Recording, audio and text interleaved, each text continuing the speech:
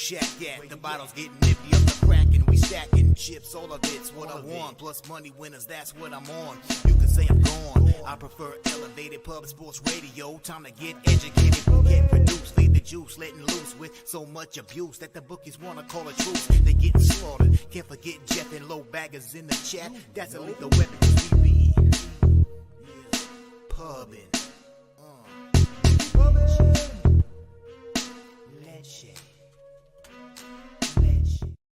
What up, cappers, gamblers, punters, hustlers, low baggers? Happy Thursday, August 18th to all of you. Thank you for watching Betting with the Bag right here on Pub Sports Radio. A big show here. We open up with NFL. Then we move on to MLB. I was we talk about trying to improve every facet of our handicapping. And for whatever reason, after I sweep the board, I'm just a timid mess. Just not able to fire away. And it's something I really gotta figure out and get over with. It's just stupid. I made two bets today, yesterday. One pushed, and then the under in the White Sox game lost. It was the first 5 under. It was ugly. But I thought both were going to cash, after 3 innings in each one. But it was just not the way I want to handicap, and I've got to figure something out. And we've had actually quite a few board sweepages this year, and quite a few in the last 2 or 3 months. Hopefully I get another opportunity to fix that shit. It is great to see all of you guys. We're the calm before the storm. College football right around the corner. Right around the corner. We got NCAA football. Our first Hitting the Books show is this Monday at 2 p.m. Eastern. Jose, do we have a promo for our Hitting the Books NCAA football show? We'll get a thumbnail. Let me grab it for you. Okay. Okay. Sorry, I thought we had the other things ready. And then we have our big NCAA Pub Hub show on Saturday morning. So we have both of those ready to go. There's our NCAA Pub Hub show Saturday morning at 10 a.m. And of course, that is followed by our live bet stream show hosted by Dabby Cab, NCAA live bet show. And we'll have all the thumbnails set up with each and every game. The first 5 games that we do for the live bet stream are all college football before we move into NFL football. The first opening night Thursday of the year is none other than Dutch Boy Fresh's live bet show. That'll be every Thursday night, NFL Thursday night live bet show, which will be followed by me doing Sunday and Mondays. So there's a Dutchie's Thursday live bet show every Thursday night all year long. Dutch will be live betting with everybody. And there's my Sunday and Monday. So we are all locked in and ready to go. But our very first show is this Monday at 2 p.m. Eastern, hosted by C-Mac and Babano. They'll break down all 11 games of week 0 for you guys. And then for me, the most important thing, well, it's my daughter's 5th birthday. We got balloons all over the place here. So that is the most important thing for me. But the second most important thing for me is I'm guest hosting Cash It Fridays tomorrow, 5:45 p.m. We pop off. And I have already capped the last race at Saratoga, which we'll be able to hit. The last 4 races at Gulfstream, so I'll have a pick 4 for races 6 through 9. I've already capped the last 4 races at Ellis Park, so I'm going to have a pick 4 for that. Then I am through the first 4 races at Del Mar. I want to finish Del Mar. Remington Park has a $175,000 stakes race. They're all thoroughbreds, so I'd like to get to Remington and Emerald somehow, with all the work that needs to be done to prepare for tomorrow, I'd like to finish off. But fuck, man, I've spent hours upon hours on horses already, and it's been a few months where I just haven't had that big fucking night. I need a big fucking night in horses. So I'm gonna have a bottle of Kraken. I'm gonna be fucking attacking. So that's at 5:45 p.m. Eastern tomorrow. Jose Bouquett will be jumping over as soon as he's done his Say Hey plays. He's going to call a couple of the Del Mar races. I don't know if you've seen Jose Zenyatta Bouquet call horse races, but he's coming into his own. He's finding his way. He is And a finding minute behind, and always a minute behind.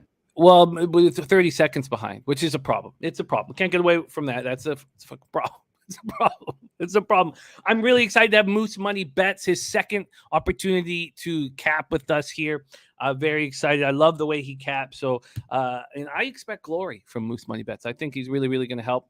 And Moose Money Bets is going to be involved as well with a Dabby Cabs college football live stream. So you're going to see a lot more of Moose Money Bets starting here today. Shout out to all the cappers in the chat. We got Viper NB in the house. Leans our Arizona first 5 money line, first 5 under 3.5, but haven't locked in anything. Was waiting to discuss. I almost bet that the first 5 under 3.5. I was surprised that it was just, that it was juiced to the over, and I held back. I have made 2 bets this morning, and it was on the football game. And we're going to get into that first. But let me just give everybody the welcoming that they deserve, because what makes this show special is you guys in the chat. So let me copy and paste our guy Vipes Action here. Vipes Action. And here we go. And Matty Ice. Look at this. Matty Ice. The Taint play of the day is in. Taint is in. And it's Texas Rangers on the run line with Dane Dunning. I like that look. I hope at the end of breaking that game down that I'm right alongside that. I like Dane, and I like Dane at home. There's LJ from H-Town right there, ready to get to work as well. Cardinals, Rockies, first 5 over Astros. White Sox, first 5 under 4.5. And Diamondbacks, first 5 money line. Orioles, minus 1.5 for LJ from H-Town, who's been running real nice. Shout out to LJ. Another capper you're going to see a lot more of here come NBA season and NFL season. There's Elio, another sweep of the card. Look at Elio, man. Who needs poker when you're eating the way you are eating in sports gambling? There's AJ 1337 says, I think I got to retire the parlays for a bit. Lost 3 parlays by 1 game yesterday. Yeah. Again, it's just about unit size. And if you want to go for big scores, go for big scores. I'm not one of those guys who says you're an idiot if you bet parlays. I don't think that at all. I think it's all about how much money you have to gamble with. And if you only have $50 to $100 a day, what the fuck? Go for a big score. I mean, this is supposed to be fun, and big scores are really, really fun. Ryan Mueller running with Matty Ice here. There is our guy Sopel Striker. Got to work on how to pronounce that properly. Got to work on that. Rocco Rogers, serious business. Oh, look at that. Dennis Garcia says, for the first time, Blue Jays a dog this month, debating my daily fade. I'm debating it too. Usually, and I wouldn't mind, why don't we go over? We'll go over in that Blue Jays game, because there's only 11 games on the card today. We'll go over when Brios gets destroyed. He usually comes back and pitches pretty nice. And that, we'll break that all down. But that's 2 bad starts in a row for him. 2 bad starts in a row. Thompson says, I had Jays, Mets, Cleveland, all trying to win. Don't get caught up on teams not in it to win it. Lit Picks was in the stadium for Donaldson's epic walk-off grand slam, pure pandemonium. That was pretty cool. It looked cool for sure. There is Jay Peasy in the house. I always feel, whenever I see Jay Peasy, I'm like, I get so caught up in my own capping in the morning. I'm like, did that guy Jay Peasy deliver his goods like he does? Because I want to support when the cappers make videos in the morning. I gotta support. It's just when they go to that trouble, I'm gonna retweet that right now for our guy Jay Peasy for Sheezy, right there. Okay. There's Jedi for Life, Bo Jackson, Sabino Anguano. Sabino, I go over because stats are such a pain in the ass, and so I've always been going over old worksheets to get everybody's action. And I did go over again that bet you made on the Mets. Went over the notes. One of the funny things you said was that you were still going to be at Jose's show, and that wasn't going to be the last time we were going to see you because the Mets were going to win. It was I enjoyed that very, very, very much, Sabino. You're a very fun capper to hang with. Slatsy says, would love to know your record involving Tigers games. Yeah, man, isn't he good? He's so good. All right, Little League parlay hit for plus 348. Why not bet on children? I get it. And here we go, Sabino. I'm going big on the Mets money line DeGrom is even money. Give me that all day, every day. Trenton Claxton, Detroit first 5 yesterday, hit again, 1-1 in WNBA. Larry Garr ready to get to work. AOD says WNBA is printing money. Freed coming off the IL, says Sabino. So he's going max 6 innings. Now remember, that's not a arm, or it's a head injury. Remember, that was concussion. So it's a little different. I don't think that it'll have a limit here. Matty Ice says college football. Yes. There's a lot of people, as you watch Matty Ice's prowess throughout all sports gambling, there's a lot of people who believe that it's not even college football that is what you're best at. A lot of people believe you are best at college basketball. That's what a lot of the pros that tell you believe. And Mikey M says, shout out to Big Boss and Ragu for the NCAA show last night. Week 0 is so close. It is. There's Jamal Martin ready to go. Eric Jones, Tone Miggins. What a group. Levels play of the day. Dodgers money line minus 115 for 1.2 units for Tone. There's Chris ready to eat. Thank you guys all so much for joining us. Oh, wow. And B-Ball's going to be going to Del Mar. Oh, that's beautiful, B-Ball. Beautiful, my man. So stay in touch with us. Let us know what you're on. We'll be live throughout that whole card. Now, the thing is that for like the first 4 or 5 races of the Del Mar card, it's just mayhem because Ellis Park shifted their schedule back. So it's Ellis Park. Gulfstream has a later start. So it's just going to be nonstop races. So we're going to be a little wild. But then for the second half of the card, it'll be much, much, much more relaxing. Thank you, Gas Report. Wishing Ella a happy birthday. I can't believe she's 5 already. 5 years old. Going way too fast. Way too fast. There's picks from Dave. BJ says, Jose, stop disrespecting Tony Gonsolin. Nasty Nate says, what did I say 16 times in the chat?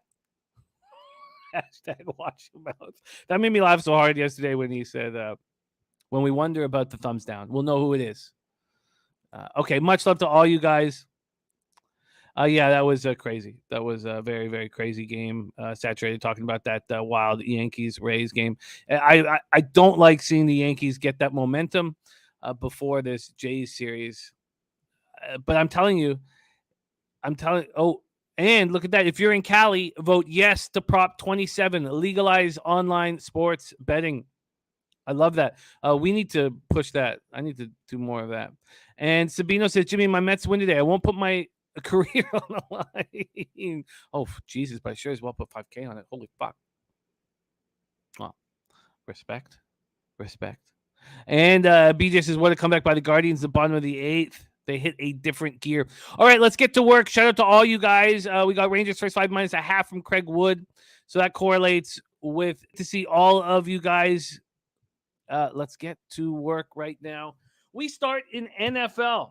2-1 beginning of the year for me. And obviously, the talk of NFL preseason is the overs, cashing an alarming rate.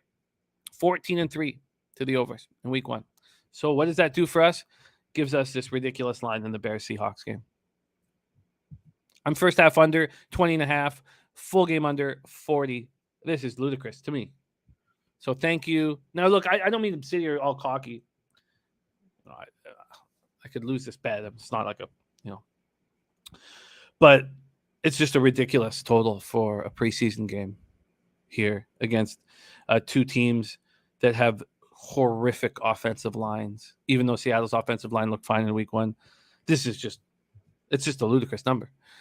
If this was week 1 of the preseason college football, if this is week 1 of the preseason, this would be what, 33.5, bet down to 30.5.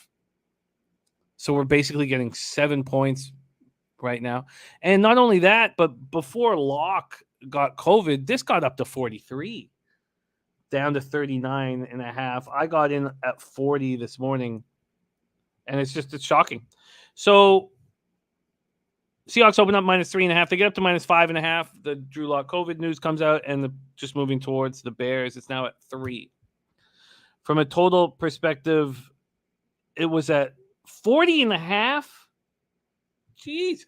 I got in under 40. It's now at 39.5. It opened at 39.5. Actually, I said 43. It got up to 42.5 3 days ago at Bet365. Drew Lock news came out, dropped to 39.5, down to 39. And then, obviously, the public or people who made so much money in week 1 are just going to keep rolling that over probably. I can't believe it got up to 40.5. I wish I got that under 40.5, but I'll take this under. I'll take this under 40. Nasty Nate cashed to 14. Mets, Cards, Indians, Red Sox. I love seeing that. There's Danny Lopez. There's Sanka. Abel A in the house. He's 5-0 in the preseason. Franco White on the under. And Saturated says no over tonight. And Black Thor looking at that Brewers first 5. BJ's on Bears plus the points. Matty Ice leaning to the Bears. I don't dislike that at all. I just feel like where's the biggest advantage?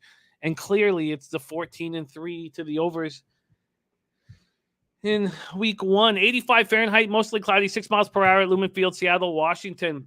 Seahawks fans be waiting for the team to make a move for a number 1 quarterback to replace Russell Wilson.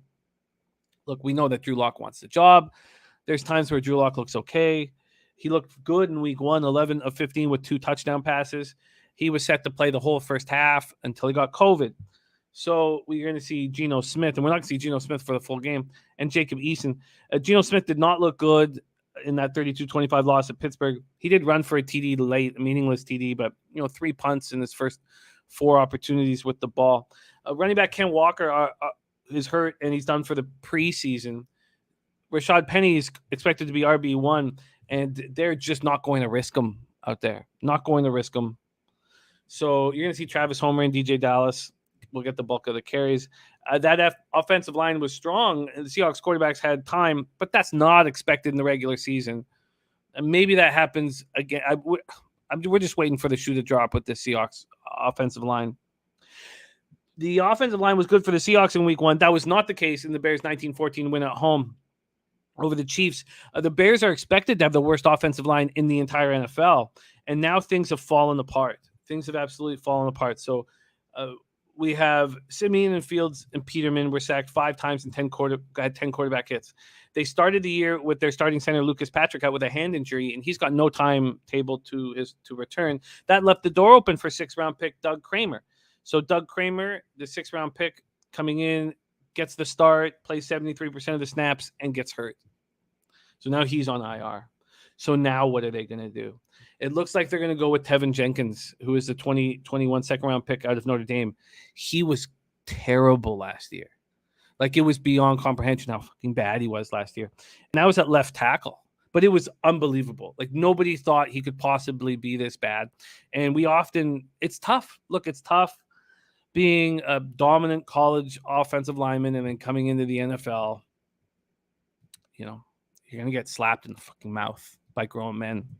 And that's what happened with Tevin Jenkins. So now Tevin Jenkins gets this huge opportunity. Justin Fields did not look good in the opener, but they're on short rest, right? They played Saturday, now play again Thursday. So Eberflus has said that the starters will play 6 to 10 snaps and that Fields will barely play. So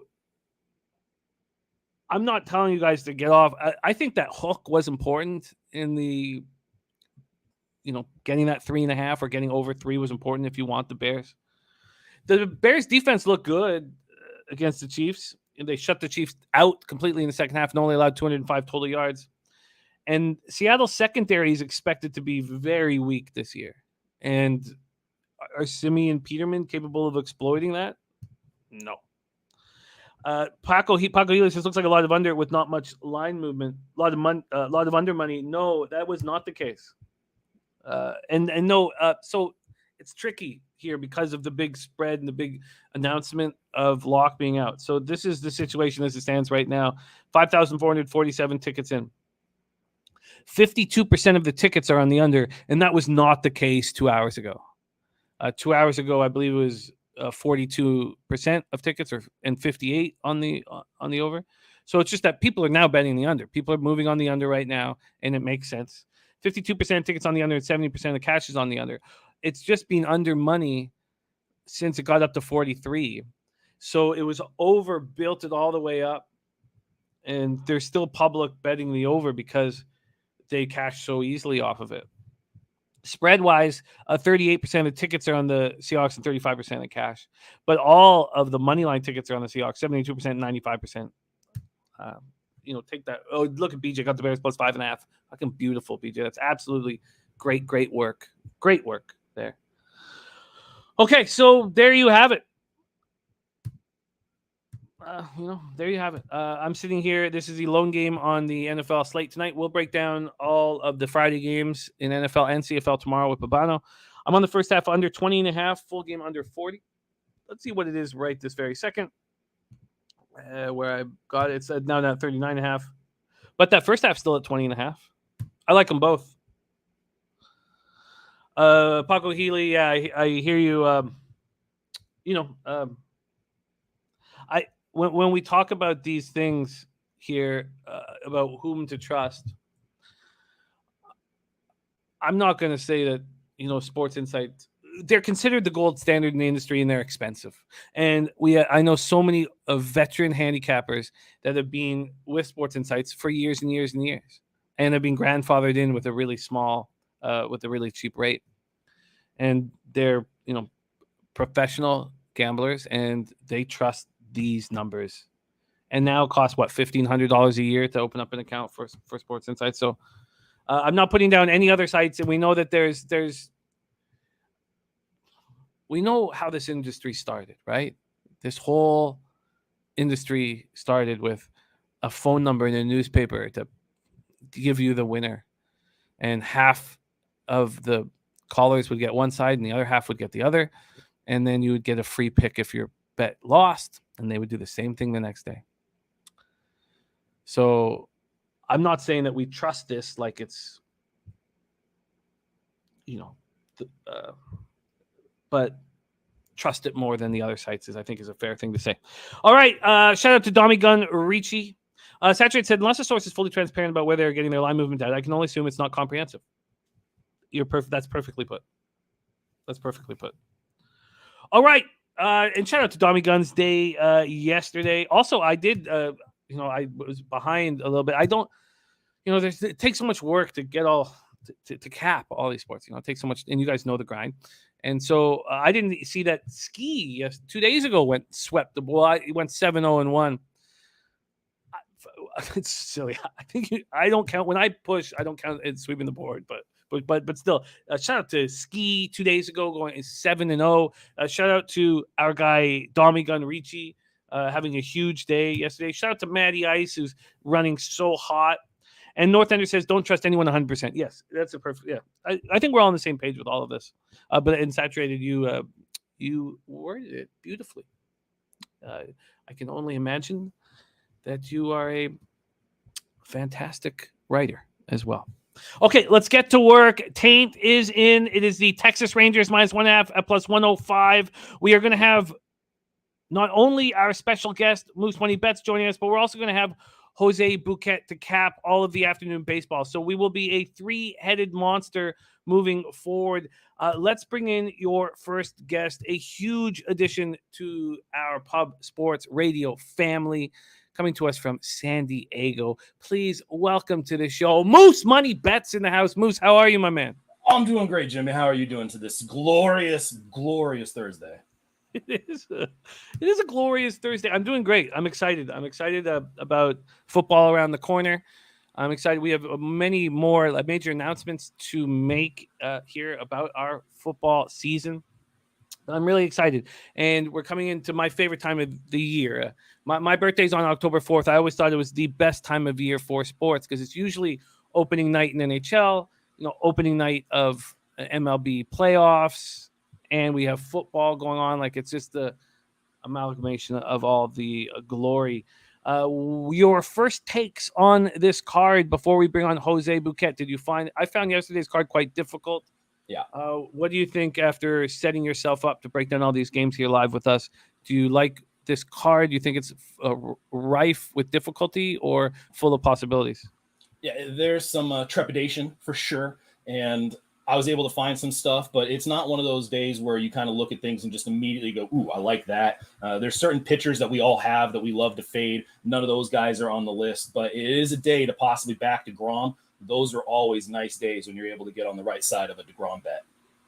Yeah, it's interesting to see that. We talk about how pitchers step up when they pitch go against future Hall of Famers. We did not see that with Odorizzi last night.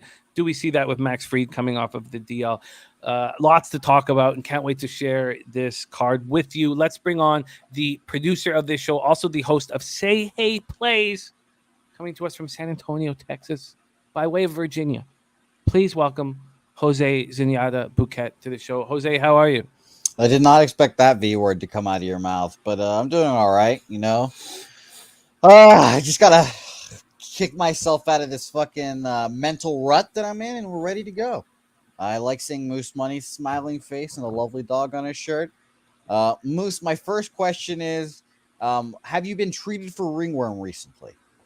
No, I mean, I'm generally a cleaner person, but that's such a sad story. I am probably on the minority. I very much feel for Tatis, and it's really unfortunate how many people in San Diego are just throwing him under the bus and calling for him to be released. It's sad. I mean, this guy has never really been a person that you look at and say, oh, he's a clear-cut liar. He embellishes. I just don't think he's a very smart person, and not a lot of athletes are. You know, we're not out there being scientists and engineers. You don't want us to work on a rocket. You'd rather have us use our rocket arms.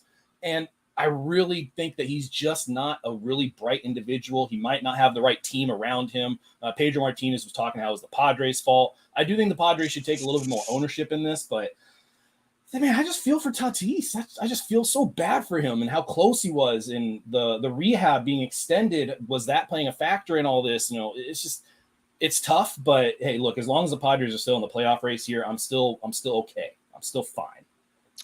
Tatis was trying to pray the suspension away this morning. It was very funny. I saw there was like a 4-minute clip of him in a church, in a Spanish church, obviously, and the pastor was doing their thing, and everyone put their hands on him, and it was very funny. That was very, very funny. I don't think you should do that if he's got ringworm. Well, that's a good point. That's a good point. By the way, again, Fernando Tatis played on that very hat with that very team right there, Jimmy. He certainly did. He certainly did, and you were right there. Well, you know, it's funny when you accidentally take an anabolic steroid that, you know, happens to also make your bones heal a little slower as well. Those are just all interesting things. Picks from Dave says, please bring back the mustache, Jose. Don't be selfish. I know that you shaved the mustache, but do you remember what turned your career around in the first place? Yeah, I do remember. Grit, determination, getting yelled at, and a mustache. Well, I just think it's the mustache, but you can use the other ones as well. All right, it's great to work with you guys. Three-headed monster. We have these great cappers in the chat. Let's get to work. We start at 1:15 p.m. Eastern. Colorado Rockies 51-68, 18-38 on the road at the St. Louis Cardinals 65-51, 39-21 at home. Busch Stadium in St. Louis, Missouri. The key part in this series is these bullpens are pitching poorly. Cards bullpen over the last 30 days, 5.08 ERA, 1.25 whip. Rockies bullpen, 4.97 ERA, 1.56 whip. They are not to be trusted. And Adam Wainwright coming off a complete game that was spectacular, even though it ended up in a loss. Those are the biggest keys here. Let's start with the weather in St. Louis. This game pops off in an hour and 45 minutes. Almost no wind to worry about, 3.3 miles per hour in 79 Fahrenheit at first pitch. 79 Fahrenheit at first pitch. Let's move over to the line history here in this Cards Rockies spot. We have a big move towards the Cardinals. Opened up at minus 210 and got up to minus 240. Went back to 230 and are back again at 240. So a 30-cent move to the St. Louis Cardinals and a move to the under. Opened up at 8, minus 120 to the under. It's now 7.5, minus 115 to the under. So a big move to the under. Half run, and it's juiced to that under. Let's take a look at the cash flow in this one. We have 13,504 tickets in, a ton of sample size. We also have 3 teams with full line value. And let me just see that. Did they announce a different pitcher for the Royals? No. Okay, good. It's going to be Carlos Hernandez. So that's okay. So that's 3 teams with full line value, but not in this game. No line value. 13,504 tickets in. 11% of the tickets, 9% of the cash on Senzatella, 70% of tickets, 78% of cash on the over, yet it is dropped down to the under. Trenton Claxton on the Rockies first 5. That's an interesting look. And remember yesterday, all of the spots where the money was on the over and it dropped to the under, to make the over even more appealing. Clearly, the books didn't want 50-50. They wanted money on a certain spot, and that was the over. All those games went under. And look at that Phillies-Reds game was 1-0, and that was the first one that had dropped down, but all the money was on the over. Here we see it happening again. Senzatello's been bad on the road this year. 5.50 ERA, 338 opponent's batting average. He's coming off a nice start, quality start at home, and a 5-3 win at home versus Arizona. 4.67 ERA, 1.65 whip on the season. God, his opponent's batting average, they just get to him. Get to him. 338 opponent's batting average on the road. It's not that much better at home. Wainwright at home is very good. 2.30 ERA, 225 opponent's batting average. Rockies last 30 days versus righties, 271, 740 OPS. Cards just 259, but 797 OPS. We'll start with Moose. Let's get us rolling. Rockies, Cards, take it away. I got really close to taking the Cardinals team total over, but I just couldn't get there. I wanted to see the lineups first. Do we have the lineups right now off of the Cardinals? Let me see if I got him here.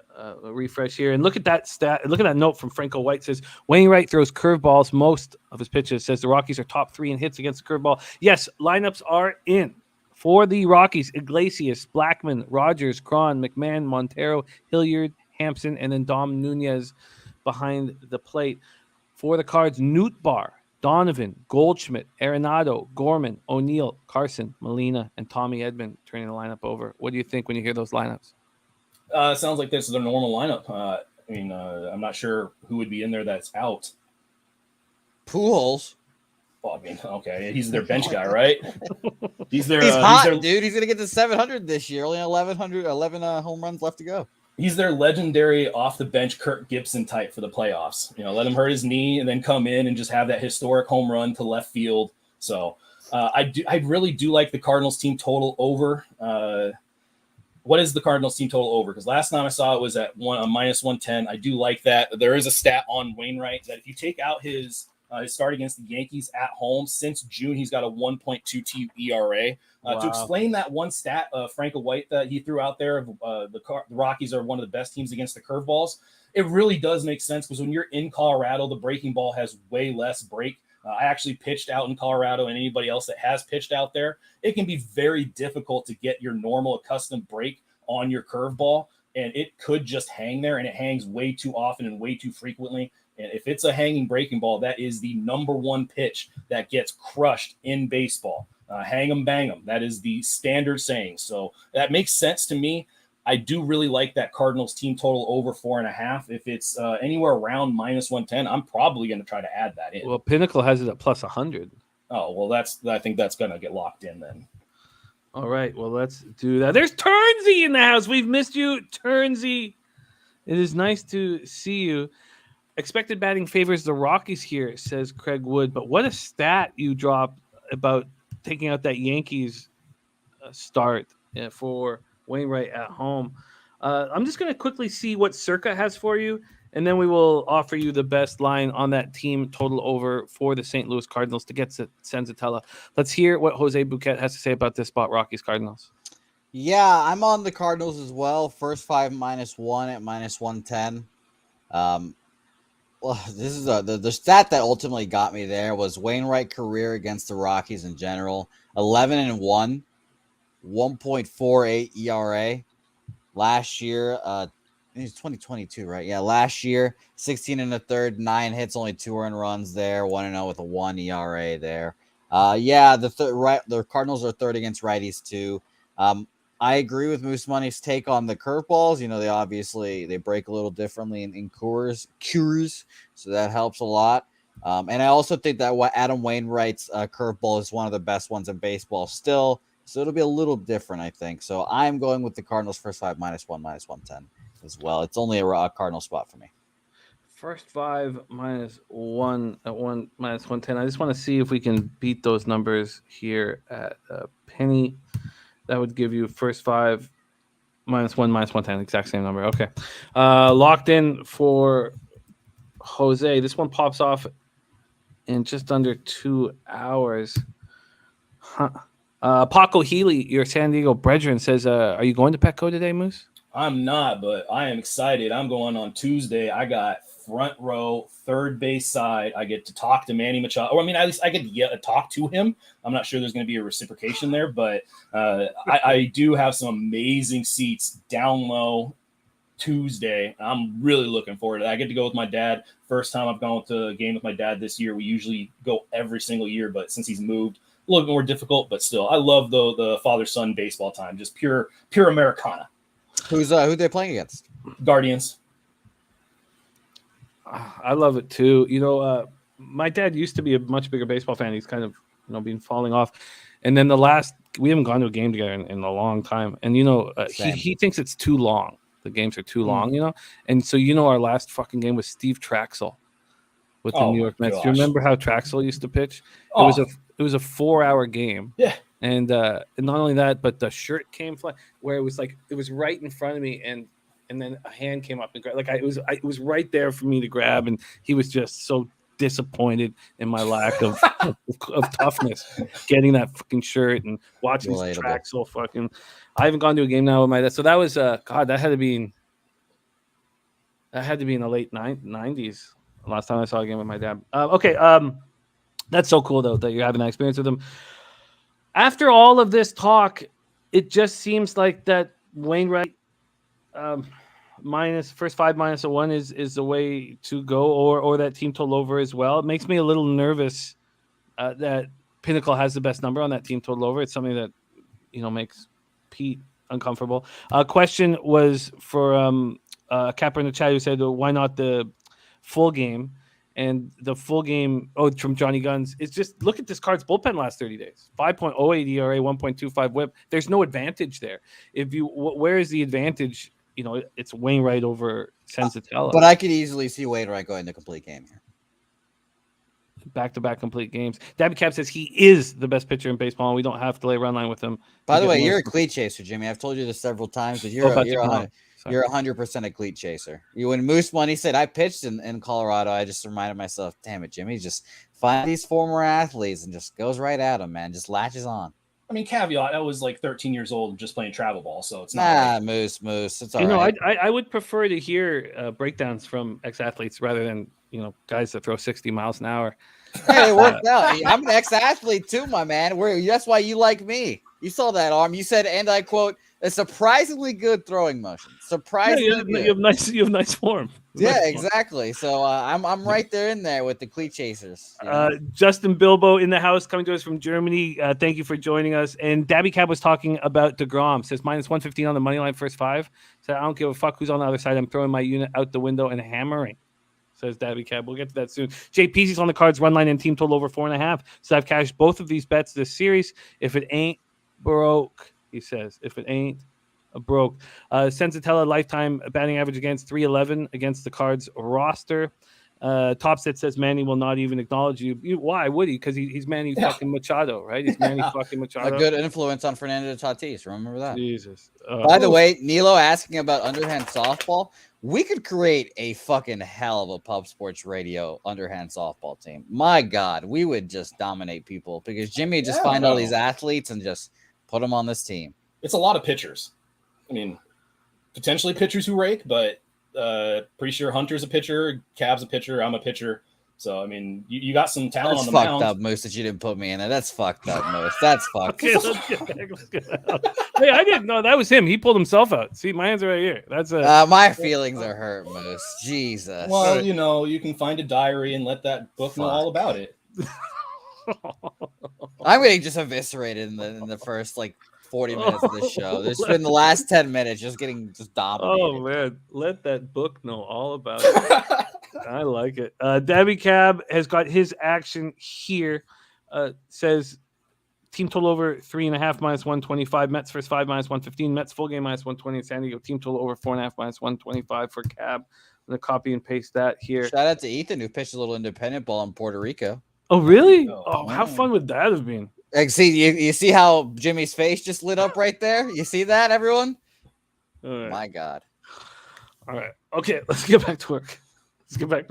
I think after capping it with all of you guys that why wouldn't Wainwright just be excellent here? So Oh yeah, Slatsy says that your fastball is 98.17 kilometers an hour. That makes me feel a lot better. Thank you, Slatsy. I'm actually gonna start saying that now. How hard do you throw? 98 kilometers. All right. Shout out to Nilo, who's rolling with us, listening to us on the beach. Damon Santori says I once shut down the Mexican juniors team for 7 innings. Okay, I once had a 1-2-3 inning in travel ball once. That was really cool. All right, so let me. So the I other team know they were playing. Yeah. Oh, okay, good. Yeah, that's nice. By the way, here's another fun fact. Team Venezuela announced their WBC coach, and I actually know him. That's actually really funny. I actually have talked to him and know the guy. When I was a bat boy, like 2-3 years ago for the Padres organization, he was the AA coach for Corpus Christi, and we've talked. So when I get those goddamn credentials, I'm gonna go up to him and be like, "Hey, do you remember that Venezuelan bat boy? It's me." And then we're gonna be. I still got the skill. I can go get that bat. I can bring it back. I was a horrible bat boy. Horrific. I think I remember. Yeah, the first pitch and the first bat of the game hit single up the middle. I just watched the ball and the umpire throws the bat at me. Yeah. So, all right, let's keep rolling. We have action here, and I'm probably gonna have to make this bet during the show. We still have 10 games to cap, and the game pops off about an hour and a half. Cards team total over 4.5 at plus 100. Cards first 5 -1 at minus 110. I'm leaning towards rolling with that Cards first 5 -1 at minus 110. And I can't get over what Sensatella has done on the road this year. And, Top Set has been talking about, he's been just rolling with the teams who need to win games. And he says, I don't care where the money is and what the market is doing. This team needs to win this game, and I expect that they'll do whatever they can to do that. And this is a spot where the Cards need to win this game. We opened the show with that, Justin. We opened the show with the Bears Seahawks. I'm on the first half under 20.5 and the full game under 40. All right, Abel A, 16 straight stolen bases streak in high school baseball. Fucking look at that. I like it. All right, let's move on. We move on to 2:05 p.m. Eastern. Oaklawn Athletics 43-75, 26-37 on the road. At the Texas Rangers 52-65, 26-34 at home at Globe Life Field in Arlington, Texas. The Sharps love the A's. They love the A's, and they've been cashing on them. And when you look, just break it down statistically, why would they keep loving the A's? The A's are just hitting better than the Rangers are. It's just, A's over the last 30 days against righties, 236, 728 OPS. This Rangers team has, fired their coach, fired their GM, and they're cleaning house, and it's affecting what's happening on the field.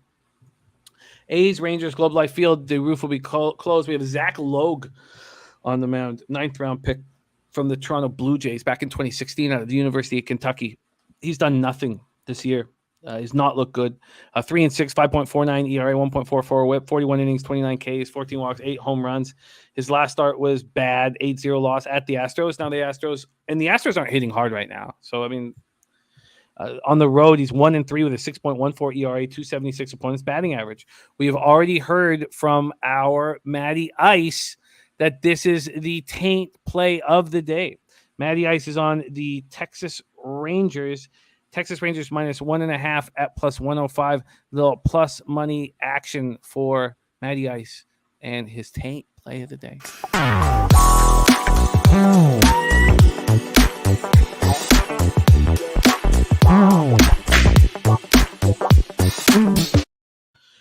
Here we go. Dane Dunning, 2-6, 4.12 ERA, 1.38 WHIP. He's been very good at home this year. 2-1, 3.23 ERA, 216 opponents batting average. I've been pretty successful, using him. I haven't been always on the side, but I've hit totals with him involved, and he's been good, especially at home. His last start was at home, and it wasn't that good. 4 1/3, 5 hits, 3 runs, 5 Ks, 3 walks, and 7-4 win at home versus the Mariners. The Rangers aren't hitting lefties like they used to at all. The A's bullpen's better than the Rangers bullpen right now. So let's just take a look at the line history. We'll start with Jose in this one and then close with Moose. We'll go back and forth on that.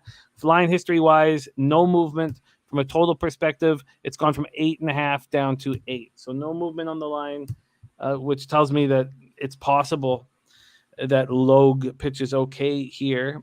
84% of the tickets, 98% of the cash on the Rangers. Jesus. 98% of the cash. There's nothing close. Well, 91% of the cash is on St. Louis. Those are the only teams right now with 90 plus. Although the Yankees have 88% of the cash. Wow. God, what's next? The Orioles 74, the Rays 81. Wow. 98% of the cash is on the Texas Rangers and no line movement. 63% of the tickets are on the over, but only 18% of the cash. So big bets have come in on the under. Take it away here, Jose, Bouquett, A's, Rangers. Yeah, this is unfortunately just going to be a quick and easy pass for me. AL West, AL Central, bottom tier matchups are just always a pass for me, it seems. Unless Matty Ice is betting on it, obviously. So nothing here. Nothing here. Let's hear what Moose has to say. By the way, the spreadsheet play today is in the Yankees. The Yankees and Frankie Montas, who's Hate not to hear good that. in the Yankees uniform. I get that look here. TJ liking it as well. TJ also saying you have to be on the A's here, plus 1.5. Don Max says Logue, a 54% fly ball pitcher, has good starts when he can keep it in the park. Rangers have 4 home runs over the last month. I'd say that angle makes a ton of sense to me, Don Max. Let's hear what Moose has to say. Take it away.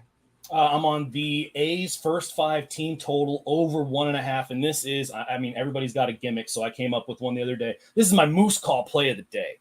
Moose call. Oh, that's good. Can you do a Moose call for us? I'd rather not. Okay, we'll get our. We'll find yeah. it. Let me get my research on it, and I'm gonna do a Moose call for us here. I was talking to my dad about this the other day. It sounds more like somebody straining on the toilet. So I'd rather not get that kind of audible out there to everybody. But the reason I do like the A's here is the A's are much better away from home than they are. They're much better on the road than they are at home. They've got an ISO versus right-handed pitchers on the road of 155. Their slugging is 384. 229 average wasn't great, but their weighted runs created plus is 96. Weighted runs created is 58. And Dane Dunning, in 7 of his last 9 starts, has allowed 2 runs in the first 5 innings. And that's just 2 things that match up. And I feel really good about taking the A's first 5 over 1.5. I like it. Oh, yes, Ron. I really wanted to see you on that. Hamilton plus 3. I like Calgary money line too, but Hamilton plus 3. I was so close to betting. I've been so close to betting, and I haven't pulled the trigger yet just because I had such a bad week. But I love seeing you on that. I'm going to be rolling for sure. I may roll with both, but I'm definitely going to roll with Hamilton. Sorry to interrupt there. We have the Moose call play of the day. That's going to be really easy for us to get a graphic for that, eh, Jose? That'll be we'll be able to. Jose will put something nice together, I'm sure. Nice. Not right now though. Not for today's show. You can stay focused with us. We need you focused with us. Well, I'm watching this big ass moose walk up on someone. I didn't realize how fucking large mooses are. Moose? Yeah. Are moose plural already? English is hard. Yes. Moose eye? I don't know. No, it's there's 1 moose and there's 7 moose. So Just like deer. You got the one moose right here.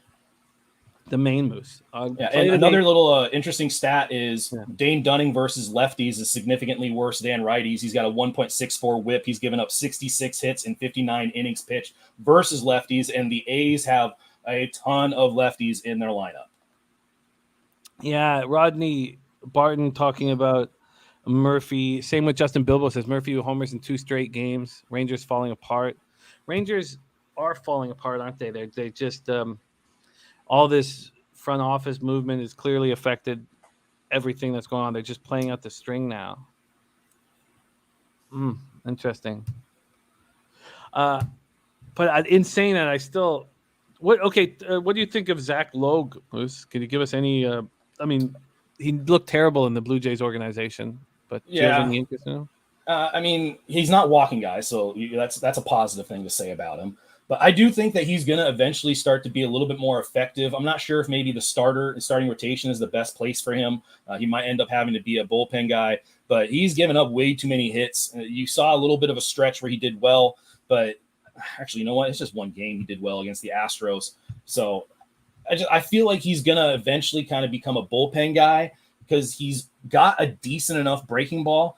His breaking ball right now is whereas I just had it. His breaking ball right now is getting hit in an expected batting average of 198, expected slug of 394 or 364, but he doesn't throw it all that much. He's only throwing his curveball 15% of the time. Somebody's going to have to tell him to throw his breaking ball quite a bit more because it's being effective.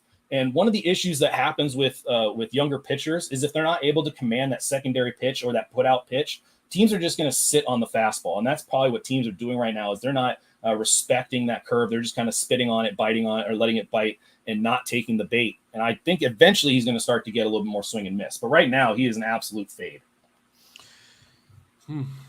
Because with this move, Jose, do you mind grabbing me the weighted runs created plus in the last month with the Rangers versus lefties? 119 eighth. Oh, wow. And by the way, this moose graphic is going to be nice. This is going to be. I've been sitting here just listening to moose calls for the last 3 minutes. I'll be honest. But yeah, the Rangers hit lefties really well, and I feel like they always have. I don't know why, but yeah, the Rangers against lefties is always a thing that I thought that had fallen off. The Rangers versus lefties. Do you want to give us some moves? Give us a little moose call. Do you want to drop it for us here? I'm going to pull up this quickly. Well, it is kind of like what Moose is saying. A little someone like taking a dump, but it's real nasally, and my voice is obviously super nasally in general, so I'm just obviously perfectly equipped for this. So I hope you guys have your volumes down. It's a little kind of action, you know. I don't know what it is, you know. Jimmy, your face looks like you just saw a ghost. That did surprise me a little bit. I don't know. It's what the moose sound like. Apparently, you know, I'm doing my research, just preliminary research. I want to see this OPS versus lefties the last 30 days. It's 660. I'm surprised that their weighted runs created plus. I have the Texas weighted runs created plus 92 over the last 30 days. Oh yeah, I'm looking at it from this month only, so from the 1st to the 18th. Mm-hmm. So that might make it a little different. I try to make it, and it's actually it's 8th, 119. I said 118, but yeah. Right now, if you want the other stats on this, a 263 average with a 754 OPS, a 161 ISO as well. I was leaning towards a first 5 under in this spot, and you know I still am. Rodney Barton has says Adolis Garcia has a 14-game hit streak. I guess I still am. For what it's worth, lefties have not hit Logue pretty well, which is kind of to the point that I was making about him becoming a bullpen guy, maybe a lefty specialist. But I don't think that's even a role you can use anymore, given the three batter limit. Yeah. But he does have significantly better numbers versus left-handed batters than he does right-handed. And they've filled their lineup with righties. I mean, you got Nate Lowe and Corey Seager 2-3, so that helps. But Simeon, Garcia, and then Hyman Taveras switchies, and then Matthias Duran and Thompson righties. So they're just the confirmed lineup for the A's: Stevenson, Kemp, Murphy, Brown, Voit, Noisy, Machine, Langeliers, and Nick Allen. Okay. I don't know if I'm going to pull the trigger on that first 5 under. Moose call play today is the A's first 5 team total over 1.5. TJ says the A's first 5 plus a half is plus money. Says please bet that. That might be, okay. I'm going to take a look at both of those here after. And that one will be done before. That starts off at 2:05 p.m. Eastern, so that's still 2 hours and 10 minutes away. All right, let's move on to the next afternoon spot on the card. 2:10 p.m. Eastern, Houston Astros 76-43, 37-25 on the road at the Chicago White Sox 61-57, 30-30 at home, guaranteed right field. Chicago, Illinois. Luis Garcia going up against Lucas Giolito. I have no idea. Oh, and Thompson said that's my lean, Jim. First 5 under, Oakland full game team total over, and Don Max on that first 5 team total over in the first 5 money line for the A's. Okay. Garcia versus Giolito here in Chicago. We'll start with the weather on the south side first. That weather is 81 Fahrenheit, 5.3 miles per hour in, gets up to 6.3 miles per hour in. And we have lineups out. Why don't we just look at the lineups before we go over everything else? For the Astros, Altuve, Gurriel, Alvarez, Bregman, Tucker, Trey Mancini, Jeremy Pena, Vasquez, and McCormick. Good lineup for the Astros. For the White Sox, you have Pollock, Vaughn, Jimenez, Abreu, Moncada. God, Moncada's been bad this year. Sheets, Harrison, Zavala, and Gonzalez. That's the White Sox lineup. All right. And Moose will be on Daily Sesh later today. Yeah, ton of Moose tracks today. Ton of Moose tracks all over Pub Sports. A little breaking news.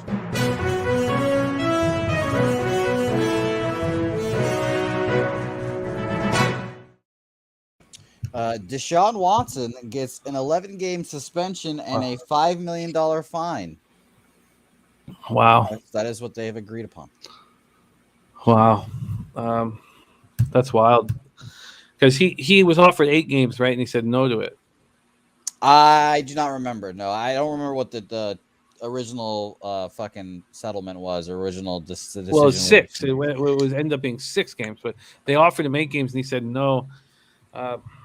Yeah, what? Jesus, it just blows my mind that you could be a quarterback star of a city and get any tail that you want, and you need to call in just whatever. Okay, Astros, White Sox. Let's focus here. Luis Garcia versus Lucas Giolito. Let's go with the line history next. Line history. Here we go for this spot. Garcia Giolito. We have no movement. Astros open up minus 135 and no movement. From a total side of things, open up 8.5 to the under minus 120 and still 8.5 to the minus 120 to the under. And, sorry to go back to that last game, but these spots that, Taint are on or spreadsheets are on, they just solely trust their numbers and don't care, what the market is indicating. Because 98% of cash and the line not moving, it scares the shit out of me. It puts no fear in Matty Ice. That's why he is Matty Ice, and he keeps cashing. And maybe I should stop caring as much as I care. In this spot, we have the pimp slot play of the days on the Houston Astros money line, and that's a 15-6 run for Mike M. So he was told to. Yeah, he was told. Yeah. Well, they offered him one that he said no to. I'm certain of that. And by the way, Rod Crawford, a 22-8 spreadsheet play for the Astros. Nice. Oh wow, so Ron Crawford as well. I also like the Astros as well. Same here. I'll pull it up, Dommy, and explain it here. Gigantic series for the gigantic game, I should say, for the White Sox. This is like a pivot game for them. Like they can I think this is the last game in the series, and I think this has been 4 now. So this could be the 3-1 or 2-2. And I think this is going to be pretty massive. I agree that it's massive, but I don't think it's as important as you state. I think that this series has shown that the White Sox are going to step it up here down the stretch. And there's still a ton of balls left to be played. Yeah, their important series comes up. They're going to Cleveland. I mean, their important series are within the division, and they have Cleveland coming up, and then in September they got Minnesota. Yeah, next series. Like the next series is Cleveland. That's why I thought it was a look-ahead spot for Astros, because they know that the work they have to do is in the Central, not in the West. And they have a ton of games left within the Central versus Minnesota and versus Cleveland. Or at least they have a 1 series versus Minnesota and then 2 series versus Cleveland coming up here. We have 22% of the tickets, 33% of the cash on the White Sox. 29% of tickets and 70% of cash is on the over. 29 and 70. And we had no movement on that. That over is still at 8.5 at plus 100. So they're just sitting back saying, we'll take as much money as you guys want to put in on that. That makes me think that the under is really live. I'll give you another reason why you should like the over is because that was my initial thought as well. I was like, I think that Lucas Giolito can get touched up by this Astros squad. Obviously, someone mentioned in the chat he was awful against them. His picks from dates, awful against them last year. His pitch okay in the last 2 starts before and runs against the Tigers. Not anything to write home about. And Luis Garcia, this is his last couple of starts earned 1 rise. 4, 4, 3, 4. So I love Luis Garcia. He's one of the better pitchers. I think he's one of the better pitchers in baseball, but he's just going through this stretch, whatever. But again, I don't mind an underlook here if that's the way the money is telling you, because we saw how it's been treating us the last couple of days. Another look I thought about was Cleveland or the White Sox team total over 3.5, just because of how Luis Garcia's pitching has been 4, 4, 3, 4, whatever. But ultimately, at the end of the day, I think the only thing I really feel comfortable is just taking the Astros. Yeah, I can understand that. We have the Astros last 30 days versus righties, 238, 665 OPS, just not touching them. And White Sox 280, but just 732 OPS, not a ton of power, but a great average. And then both bullpens are pitching similarly over the last 30 days, but a little bit above average. So Jose leading towards the Astros. Let's see if he pulls the trigger. Let's hear what Moose Money has to say. Astros, White Sox. I did pull the trigger on the Astros. I went full game and first 5, and I did take the under full game. I do think that we are getting a pretty good price here on the total, mainly because I think Giolito is starting to pitch way better. I know his velocity is down quite a bit this year than it has been in the past. His spin rate's down a little bit from where it was last year, but his expected ERA is lower than his ERA. In fact, his ERA at 4.92, expected ERA 4.21. You look at his past 100 plate appearances, they've all been very, very productive in terms of how he's attacking hitters. Since the All-Star break, he's got a 5.76 ERA, which isn't good and which isn't great, but you look at his game logs and you can kind of see like, okay, there's been some issues with with the walks where he's given up 3, 4, but his last start, only 1 walk, he gave up 8 hits, gave up 4 runs, but I still think that Giolito's pitching or can pitch better than what his numbers indicate, and a lot of that is built into the Astros not really hitting too well. The other flip side of it is Luis Garcia, just like Jose said, he is one of the better pitchers. I'm not too worried about his last few starts because his pitch count is still well under his career high, and that gives me some belief in him that he's going to be able to have a good game. So I did take the Astros first 5 full game, and I am on the under 8.5. Wow, that's very, very interesting. I'm going to lock your action in here. Jose, after you hear Moose's action, is that enough to give you the confidence to pull the trigger on the Astros? Well, the issue is that I've got it at a minus 135 for money line, and I mean I don't really bet anything over minus 130, so I'd pass. I will take this time to announce, Jimmy, the Say Hey Parlay is dead. The Say Hey Parlay died a sweet death yesterday. I've hit the point where I'm like, you know what? People love parlays, but I don't love parlays. So I cannot, if I was doing a Say Hey Parlay, or if we're doing a friends and family parlay, the Astros would be my addition to them. But no Say Hey Parlay and no play for me here, unfortunately. Okay, well, we'll get Moose here, full game minus 127. I'll see if I can beat that. First 5, he's getting minus 130. And then for the full game total, you're getting wow. I did not. I surprised you that they've dropped it to 8. Yeah, I got 8.5 last night at what was it last night at 8.5? I got the 8.5 at minus 120 last night. Well, that's still available at Bet365. So yeah, I'll take give me the hook. Okay, 8.5 minus 120. A lot of it also built off of the bullpens that have been pitching pretty well recently. Houston has one of the better bullpens in the league, and Chicago has started to pitch much, much better recently. Their FIP is 2.66, and that's stuff that I really like to look at. So ERA 2.74, FIP 2.66. XFIP is 3.51, so it does indicate that there's going to be a little bit of regression here. So just kind of watch out for that. But I do really like it when I see the ERA and FIP match up. Yeah. God. Okay. I'm not going to sit here and hum and haw, but this is such a fascinating game. There is a sliver of line value on the White Sox here. 11,146 tickets in. As I said, the bigger bets have come in on the White Sox. 35% of the cash, but only 23% tickets. And the bigger bets have come in on the over. All right. I'm going to need more time to figure out how I'm going to hammer this one. I need more time. TJ said I missed the St. Louis, Colorado breakdown, but Wainwright to get the win at minus 105 is a max play for me. Well, that correlates with the way that game was broken down. That game does pop off in an hour and 9 minutes, and I'm going to have to make a bet on that before the show's over. So I would like to move on that as well, actually. Thank you, TJ, because I was thinking about ways to move on the Padres, for example, and I thought about that, the win, pitcher to win prop. And I think, like we mentioned, I think that Wainwright's going to go a long-ass time today. So I like that prop, and I'll join you there, TJ, for sure. Wainwright for the win, minus 105 for Jose. Okay. All right, we move on. Rob Free, though, is asking the chat what your thoughts are on the Dodgers. We're getting closer. It's right here. Okay, 2:10 p.m. Eastern. Los Angeles Dodgers, 81-35, 41-20 on the road at the Brew Crew, 62-54, 30-24 at home. American Family Field in Milwaukee, Wisconsin. Let's take a look and see what we are dealing with here. 81 Fahrenheit, 5.7 miles per hour, right to left, right across the diamond. 5.7 to 6.5 miles per hour, right across the diamond. Then we'll go over to the line history here in this Brew Crew spot. We have a 15-cent move to the Brewers. From a total perspective, we have a 20-cent move to the under. So 15-cent move to the Brewers, 20-cent move to the under.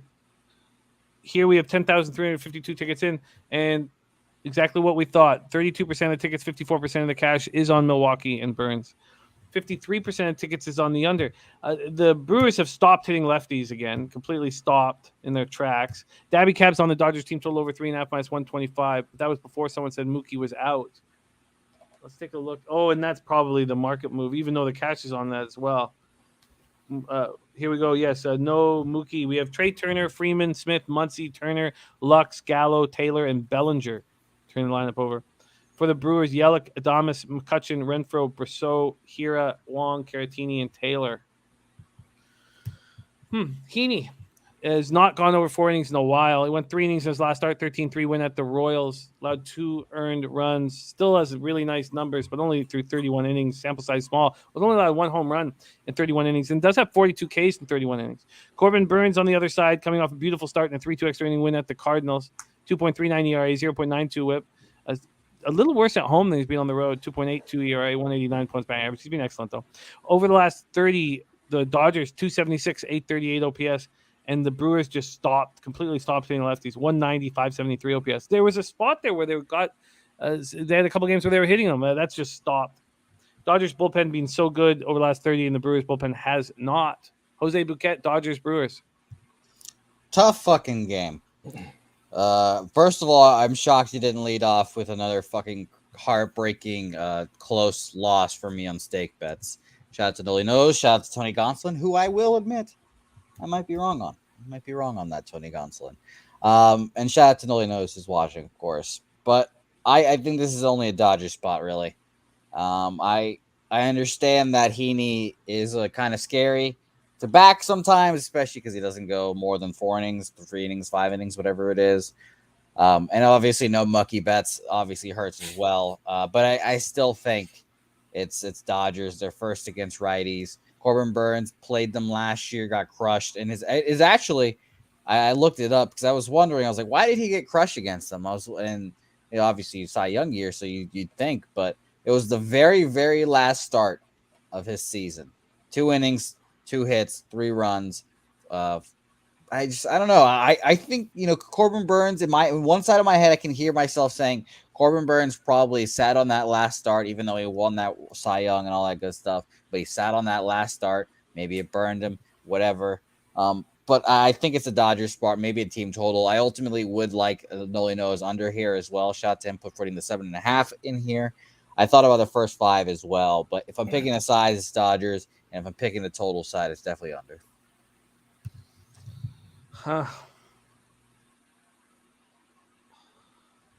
I wonder. See, I think that Heaney's going to get touched for a run or something. It's an easy thing to say. But why would I trust the Brewers when they're just not hitting lefties? Doesn't make sense.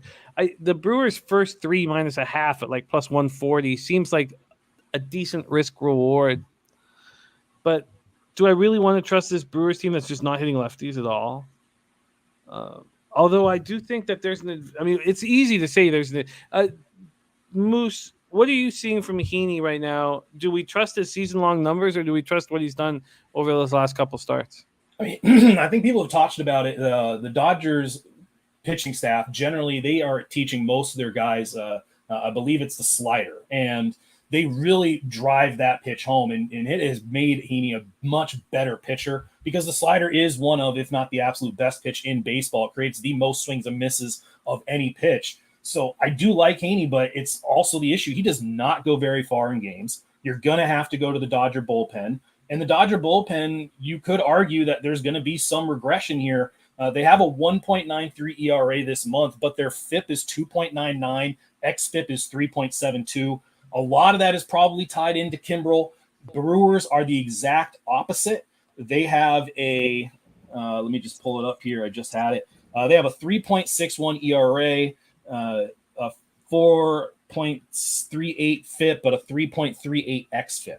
So that's telling you that there's going to be some improvement from them. A lot of it is tied into their home run numbers because they're almost giving up 2 home runs a game. So I do expect the Dodgers bullpen to be a little bit worse. But I think the bigger thing that to look at here that hasn't been touched on is the correlation between Corbin Burns' strikeouts and his performance. If you look at his strikeouts compared to his performance, when he has a big strikeout game, he's having a much better performance. He is not a guy that can induce contact to get wins. He is very much tied to the swing and miss, dominate the other opponent. And you saw it last year. Literally at the end of the year, his strikeout totals started to kind of fluctuate, go up and down, and he was not nearly as good. In fact, the Dodgers torched him in his final start last year, take it for what it's worth, tune up and all that kind of stuff. But I do think that at this point, you can look at the strikeouts and the performance. 6 strikeouts last game, 9 strikeouts the game before, pitched really well. 6 strikeouts the game before, gave up 4 runs. I think that is an angle I'm looking at, so I'm not going to touch it because if I see here's the way I'll say it. If I see strikeouts early, I'm going to be on the Brewers. But if I don't see strikeouts early, if I see some good at-bats, then I think it's going to be Dodgers. I think something that's playing in my mind here is that, we had a similar situation on, Wednesday, right? Yesterday's Wednesday, on Tuesday. Yeah, Dodgers at plus money. Everyone fled the Dodgers, and then the Brewers went on a walk-off. But I was on first 3 and first 5. It was 2-0 after the first inning, and the first 3 cashed so easily. And then the problem was, it's exactly the same. The first 5 was minus 135, and the first 3 is minus 145. So I said, okay, I'll sit back and wait for all the public money to come in. And it did move 5 cents back. I actually moved 5 or 10 cents back. I got like minus 135, minus 130. And here, the first 3 is minus 145. And the game pops off in less than 2 hours. I don't think, and we're watching with Mookie Betts out of the lineup, the market's moving towards the Brewers. So I don't think it's just too juiced right now. But I don't trust Heaney here. For what it's worth, Burns has given up a home run in 4 of his last 5 starts. Yeah. Okay.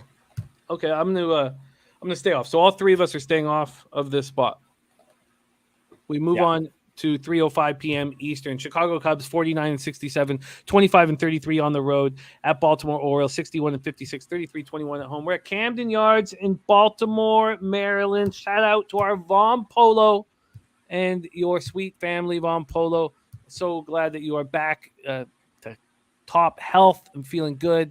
And it was, your family loves you so much, and it was. I know it sucks when we have to go through these tough times to see how much they love you, but man, do they ever love you? And it's great to have you back and healed. Let's go to this Cubs-Orioles spot here. We'll start with the weather, and it is 84 Fahrenheit, 5.3 miles per hour out to right field. By the end of the game, it's left to right, but still slightly out to right field. We'll go over to the line history in the Orioles spot, Cubs-Orioles. Opened up at 8.5, and within 33 minutes jumped to 9. Now it's back at 8.5. So it's exactly where it started. From a money line perspective, it's a 10-cent move to these Orioles. See if the cash flow follows suit with this one. A slight line value on Spencer Watkins and the Orioles. 85% of the tickets on the Orioles, 75% of the cash. 10-cent move towards them.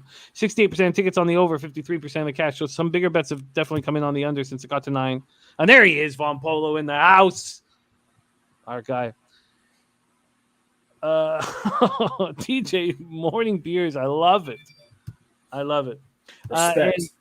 And Dabby Cab giving love to our Moose. So you guys hear this motherfucking Moose? Let's give it up for the man. Regardless of picks, he's sharing absolute baseball knowledge gold. Listen close because he preaches.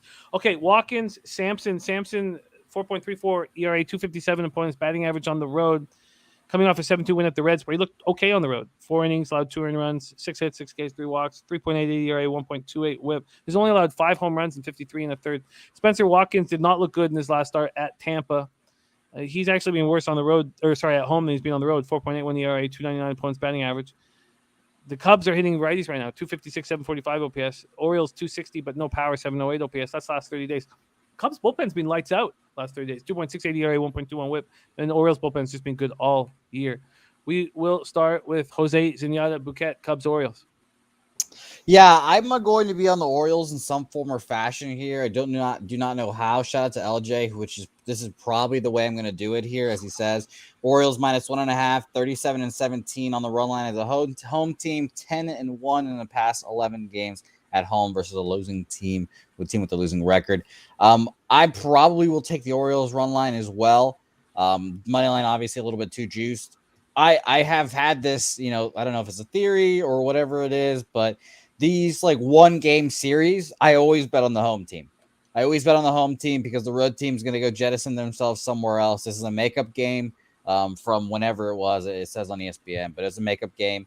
The Cubs go to, did I write that down? The Cubs go to where next? If someone can shout that out, they face, I don't know. I don't know who they go next, but they go somewhere else next. I think it's Milwaukee, but they fly somewhere. Ultimately, I always just try to bet the home team in these situations.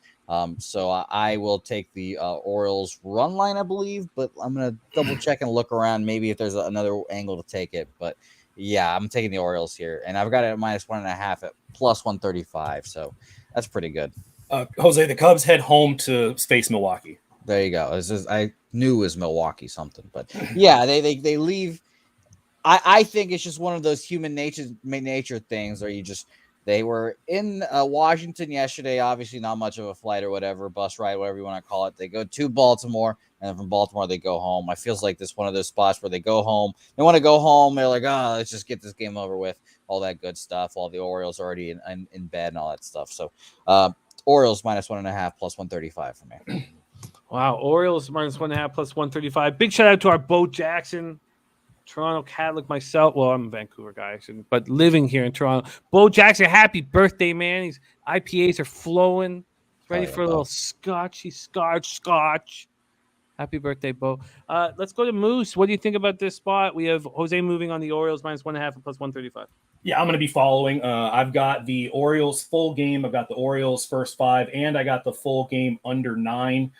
If you take out Watkins' starts versus the Rays, he is such a better pitcher. Outside of the Rays, he had a bad start against the Pirates, or at least you could argue it was a bad start. 4 hits, 4 runs. But against the Rangers, 1 run. Against the Cubs, he gave up 1 run. Rangers again, 1 run. Twins, 1 run. White Sox, 1 run. So all of those starts outside of the Rays, he's been absolutely fantastic. The Baltimore bullpen, nothing to shy away from. They are pretty damn good. ERA right now 4.01, but their FIP 3.85, xFIP 3.14, telling me they are going to continue to improve. The Chicago Cubs bullpen, kind of fluctuation on their numbers, so tough to kind of gauge where they're at, but they've been better recently than they had been in July. So I do like the full game under, but really this is all about getting onto Watkins, getting on the Orioles at home, the exact angle that Jose talked about, a 1-game set at home. You really got to favor the home park. So I'm on the Orioles. I really like them. And if we're talking about Sampson here, I will go up against Sampson. He's had some issues with the walks, and I do think that he's been pitching a little bit worse than Watkins has. So if I can fade Sampson a little bit, then I'm going to be all over. He's given up 2 runs, 3 runs, 4 runs, 2 runs, 2 runs, 3 runs, multiple runs last time's out. And when he faced the Orioles on July 12th, 6 hits, 3 runs in 5 1/3. Let me get the Orioles. I'm all over it. I do like that. It was a debate between the A's and the Orioles for my Moose call, but I do like the Orioles a lot. And your first 5 and full game, do you want that money line? You want that -0.5? First 5 is the run line, and the full game is a -1. All right, let's get that for you here. That would let Pinnacle lead the way here for you. Your Orioles first 5 -0.5 is -106. So we'll give you that right there. So -0.5 -106. And full game -1 is -111. The Orioles are really going to fuck around and make the playoffs, huh? Dude, it's been so cool to watch. I mean, shout out to the Orioles for just being a really good baseball team and proving that good baseball can beat big payrolls. I can't wait for the Orioles to sign Aaron Judge this offseason. It's going to be great. It's going to be awesome. Yeah, that would be an absolute thorn in the Yankees side, especially him going back up there every single time and just mashing in that ballpark. But, well, Moose, if you want to talk thorns in the side, there's been some scuttlebutt. I'll say this about Aaron Judge to the Red Sox, and I've been like, I don't know about all this. So that would be truly hilarious, and I would have to do the fullest 360 I've ever done in my life. It'd be hilarious. And by the way, speaking of Aaron Judge and throwing and all this stuff, Jimmy, includes you as well, part of our Texas tailgate tour, which will start here in September, I believe. Shout out to them. I believe they're going their first game in Lubbock. Cab, you can correct me if I'm wrong there. But for this Texas tailgate tour, which Jimmy, you will be a part of, I'm gonna get a wiffle ball bat. I'm gonna get a wiffle ball. We'll get some tape, some masking tape. We'll put a strike zone on the RV or whatever we're driving in to these places, and we're gonna take live ABs, just like I've seen other people do. Cab is going to throw these live ABs. He wants to smoke, obviously. He's ready. He said his arm is the best he's ever felt in the last 30 years. So I will gladly set that up for everyone to face Cab because I'm not doing it. I'm not stepping in the box with that fucking guy. You guys who can get a hit off of him, you guys go right ahead. But official at-bats, live AB is going to happen. Are you going to use a wiffle ball or are you going to use like that new blitz ball? We're going to use a wiffle ball because Cab with a blitz ball would be unfair. Some nice laughs coming in from the chat. Timmy OG and Jeffrey Blue, knowing that I'm a cleat chaser, says that he once got a double in family kickball. All right. I hear what you got. I'm going to need a little bit more time to trust Spencer Watkins. So, why don't we just do this real quickly? Because you're talking about his issues with the Rays. I would just like to go through his home starts very quickly, if you guys don't mind. Let's go over to Watkins, because I think that angle on one game series of the home team. I mean, obviously, there's something there. It makes sense. Joe Yurkovich liking the first 5 under because the teams are both traveling in, and the Orioles had to leave Toronto. And it's always more difficult leaving Canada. The home starts for Spencer Watkins, his last home start against Pittsburgh, allowed 4 earned runs, 5 1/3. Then the Rays touched him for 3 earned runs and 5 1/3. The Rangers, they had a nice start there. 1 earned run, 6 2/3. Then again, the Rays got to him. He didn't even get an out. I don't believe that was a start. The Yankees got to him for 2 earned runs and 4. I can completely understand why you guys are on the Orioles, but something is just making me a little nervous about it. I don't know why. I'm just fucking. I don't know. It's 85% of tickets, 72% of the cash, and not seeing I guess 10 cents. I guess 10 cents is fair. I'm gonna spend a little bit more time. Johnny Gunn says, "Do you trust Sampson more or Watkins more?" I trust neither. I don't trust either of them at all. So I'm going to need a little bit more time. Okay, let's keep rolling.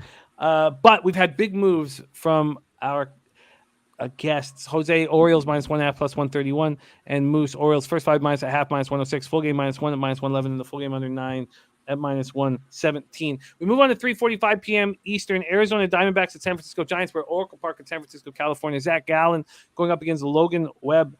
Logan Webb coming off a great performance at home, but it was against the Pirates. But he's still been really good at home. He just hasn't been like he was last year, where he was spectacular at home. 8-3, 2.71 ERA at home, 248 opponents batting average. Zach Gallen's just been good all year. Splits don't matter. It doesn't matter where he's at home or on the road. He's just good. He just had 7 innings of no-run ball in the thin air, Colorado. He's just pitching well. Diamondbacks versus righties last 30 days, 254, 737 OPS. Giants versus righties, 218, 673 OPS. The Diamondbacks bullpen the last 30 days is 2.43 runs per 9 innings better than the Giants. That's how bad the Giants bullpen has been. Let's take a look at the weather here. I was looking at that first 5 under 3.5, but again, I was kind of I slowed down. I didn't understand why the over was juiced It's like they were begging me to bet this first 5 under 3.5. 8.2 miles per hour out to center, gets up to 10.9 miles per hour. And is it hot? I'm sorry, it's no, just regular weather, 57 Fahrenheit there. And then let's take a look at the line history here in this NL West showdown. We have full line value on the Arizona Diamondbacks. 30% of the tickets on the Diamondbacks and 50% of the cash. Then 42% of tickets and 88% of cash on the under. I mean, it just... Oh, I guess I didn't go through the line history. That'll help. Here, we have a 5-cent move to the Diamondbacks, and it's gone from 7.5 to 7. Let's start with Moose Money Bets. I'd like to get involved in this one. I think that Gallen is a better pitcher than Logan Webb. Yeah, I agree. Well, take it away. I can't wait to hear your breakdown. We have D-backs Giants. I really was wanting to get on the Diamondbacks team total over, especially given the Giants bullpen struggles and the fact that Logan Webb has faced the Giants. Logan Webb has faced the Diamondbacks recently. He faced them in July, or at the end of July, and he gave up 4 runs in 6 1/3. So I did really like it, but then I did see that it is expected to be extremely cold and there's expected to be some moisture in the air. So it's going to be a little moist in the air tonight. So I know that's one of Jose's favorite words, but I just got scared off of it. I really don't like betting cold weather games.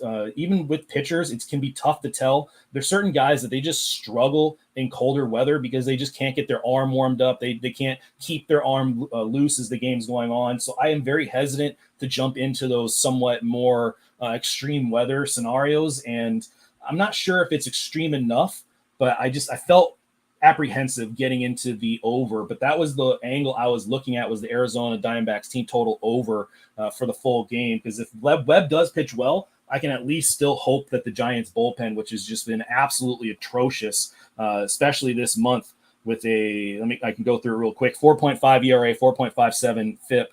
So it's been a pretty rough month for the Giants. It's been a pretty rough couple of months for the Giants bullpen. So I stayed off, but I was really close to getting that Arizona Diamondbacks team total over. I believe it was 3.5.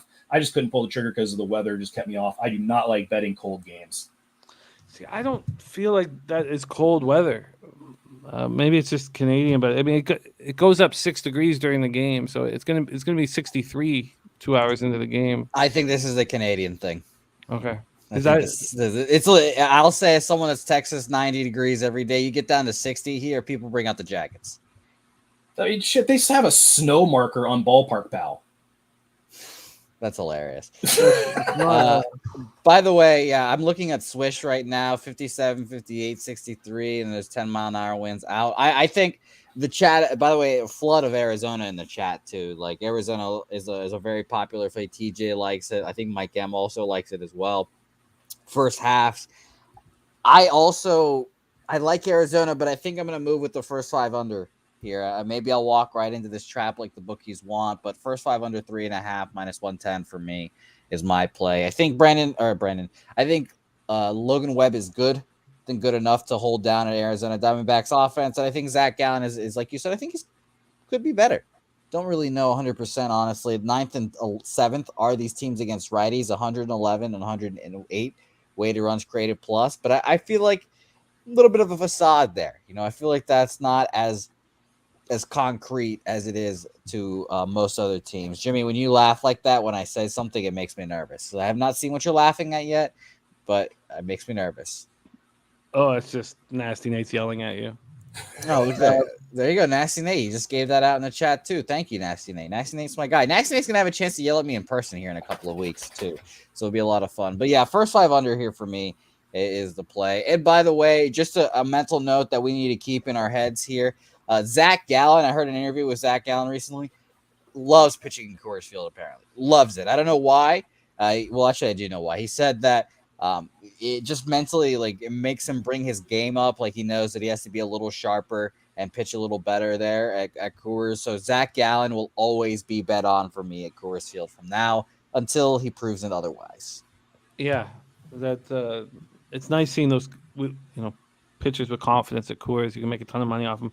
Look, I get it. I completely get it. I want the Diamondbacks here. I want them first 5 in full game. And I do also want the first 5 under 3.5. I don't want to be sitting. I don't really want to have $450 on this baseball game. That's the only thing that's kind of holding me back from wanting to move on all three. I think I like the Diamondbacks better. I think I'd prefer just going first 5 and full game on the Diamondbacks. But I'm certainly moving on this game, and I will figure that out here shortly. But it's definitely I think Gallen's just throwing real nice right now. I think TJ he said, he's been betting the Arizona team total over every day for the last 2 weeks. He said 11 times. So today he's on the first 5 plus a half. Arizona is the most profitable team when he is involved. It's kind of like the Pirates for me, it seems like. It seems like he's just doing the same thing, which is awesome. I mean, the shitty teams with those like low 3.5s, even 2.5s, that's when you fucking make money right there too. Jamal Martin's top play, Diamondbacks money line, says Gallen shuts down the Giants bats and they're already struggling to get on base. TJ says Gallen's back to his early form, 4 earned runs over his last 5 starts. He's also has the Giants number, 136 plate appearances against. He's holding them to 207 batting average, 262 WOBA, 353 X slugging. You know what? With this wave of Diamondbacks love is just too much for me to not move on it at the end of the day. I'm going to move on Diamondbacks first 5. You know, we have a very, very smart cappers in this chat. I believe in them all. First 5 money lines plus 110 actually too. So it's so much different from the full game. But yeah, plus 110 for me, Arizona as well. Yeah, I'm gonna get involved as soon as this show's over. Noli also grabbed the under 7.5 as well. So shout out to Noli. Okay, let's move. Okay, so that is our afternoon action. So let's go over all afternoon action here. We have Moose team total over 4.5 for the Cards. Jose on the Cards first 5 -1, and Wainwright to get the win at -105. I'm going to jump in on this Cards first 5 -1. I should have already done that, but I haven't yet. I've set it up to bet, but I have not bet it. I'm interested again with the A's Rangers game. I think that if I have enough action, I'd prefer to just leave it alone, especially because it doesn't correlate with Moose's look on the A's first 5 team total over 1.5. I think I'm just going to leave it alone. I'll leave it up there to think about after the game. But Moose is on the first 5 team total over 1.5 for the A's at -115. That's the Moose call play of the day. And I'm looking at that first 5 under 4.5. I'm also looking at the first 5 plus a half. MGM has that plus at +120. Joe Yerford says Gallen back-to-back allowing 0 runs scares me. He ain't that great to keep it going. I find Zach Gallen quite a streaky pitcher. When he's on, and you can tell when he's not, doesn't have it. And he's predictable. I found him predictable, not someone who just blows up when you don't expect it. And I just don't see the Giants doing it to him. A little more breaking news. This one probably a little less impactful.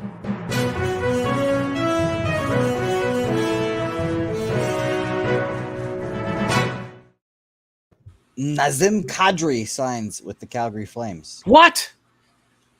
Fuck. Damn it. Fuck. Nazem Kadri. Did I pronounce that right? Did I give it enough accent? I fucking hate the fucking Flames. Oh, that pisses me off. Ugh. Okay.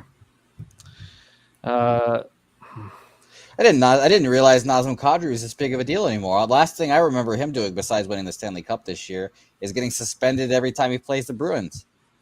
He's a tough guy. He's a tough guy to play against. Brad Marchand gets in his kitchen often. The Flames, yes, Mr. MDR. He signs with the Flames. Ugh. And Dennis Garcia, Calgary Stanley Cup. You know, Dennis rides hard. That's my favorite thing about Dennis. Rides hard for his teams. All right. Jose's on the Orioles -1.5 at +131. And Moose is on the Orioles. First 5 -0.5 -106. Full game -1 at -111. And under 9 at -117. Oh, Sutter's going to love him. You're right. God, that enrages me. Just fills me with fucking rage. Jose's on the first 5 Diamondbacks at +110. I'm going to be moving on the Diamondbacks first 5 full game. And I think I'll be moving on the under 3.5.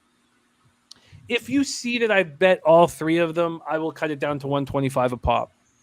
I'm comfortable doing that. I don't want to have 450 on that game. Makes it just now I'm filled with seething anger. Okay, Jose, great stuff. Thank you for joining us for afternoon action. Who is your guest on tonight's show? Five games on the card for you on Thursday night. Who is your guest? Yeah, I'm riding Dolo today. Riding Dolo to enjoy a nice evening with Jose. That's what we call it. A nice little get together with your pal Jose, capping baseball. Records down 4.25 units on the year now. An annoying day yesterday. That's why I officially retired to say, hey, parlay. I should have went 1-1, just down some juice. Of course, I go down 1-2 with the fucking parlay, and it enrages me. So no more parlays. 5 plays here officially on the afternoon games.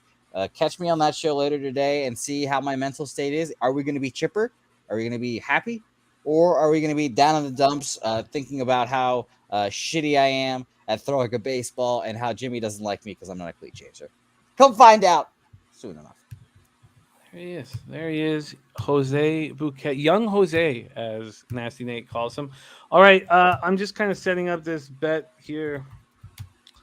On the Cardinals, first 5 -1. I will get that in. That game pops off here in 33 minutes. Okay, I think I'm letting go of the rage a little bit. Shake it out.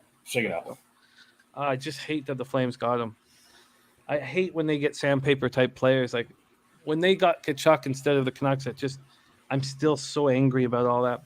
And then I thought, oh man, they don't have Kachuk anymore. Huberdeau's in. They're just gonna be little pussy ass bitches, and then they get and they already have a Lucic, so they're not that, but now they have Kadri to deal with. Fuck. All right, 7:05 p.m. Eastern. Moose Money Bets here with us on a Thursday. Thank you for watching here on Pub Sports Radio. Boston Red Sox 59-59, 30-29 on the road at the Pittsburgh Pirates 45-72, 24-31 at home. We're at PNC Park in Pittsburgh, Pennsylvania. We will start with the weather. 81 Fahrenheit, 3.5 miles per hour out to center. So the weather, a non-issue. We will take a look at the line history next for these Pittsburgh. Why does it say Bryce there? It's not Bryce. It's Brubaker. Okay, good. That's who I've capped it. We have for this Pirate spot a huge move to the Pirates. Damn it.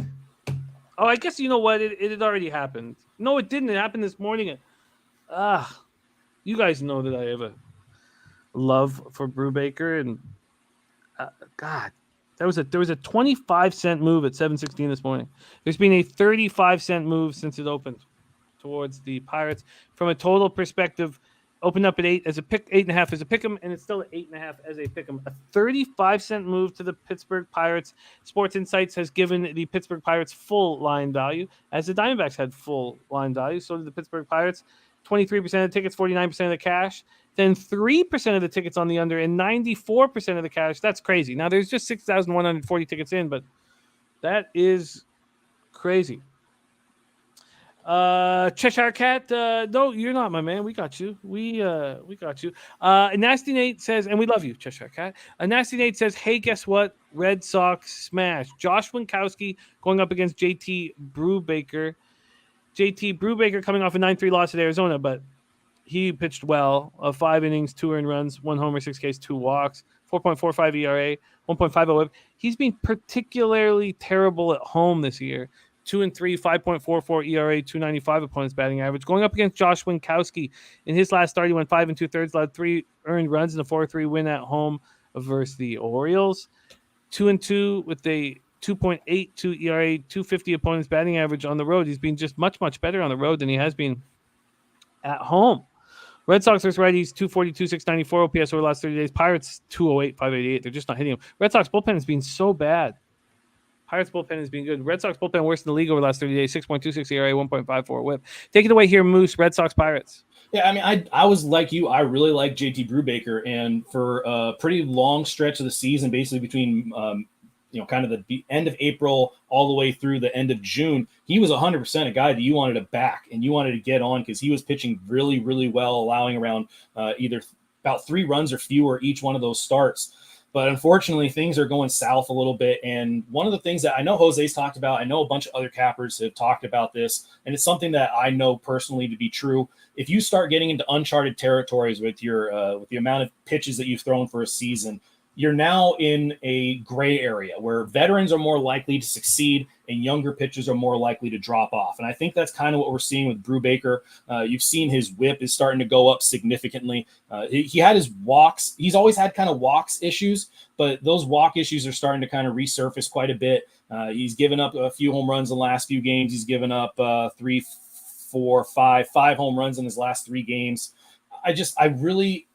I enjoyed the time I was able to get on Brubaker, but unfortunately, this is the time of the year where I think he would be a fade. But Winkowski's not the type of pitcher that I really want to jump out there and fade Brubaker with. So I am off this game. I did think about the Pirates, but ultimately Brubaker is just kind of his poor performance recently scares me off, and Winkowski's recent performances are nothing to write home about. I mean, Winkowski does not get swing and misses. He is in the bottom percentile of Major League Baseball with whiff percentage. In fact, there's 99% of Major League pitchers have a better whiff percentage than Winkowski. So I am off this game. I did think it was a Pirate spot, but Brubaker is just he's starting to regress, like Cabby says. And I think you could apply this to all athletes in all sports. You're either getting better or you're getting worse. You never stay the same. No athlete ever stagnates. You're always out there to try to improve or come out of a slump. And I think that Brubaker is just kind of falling into that mold of he's throwing a lot of pitches this year and it can catch up to you. And I think that's what we're seeing here with Brubaker. So I am off this game.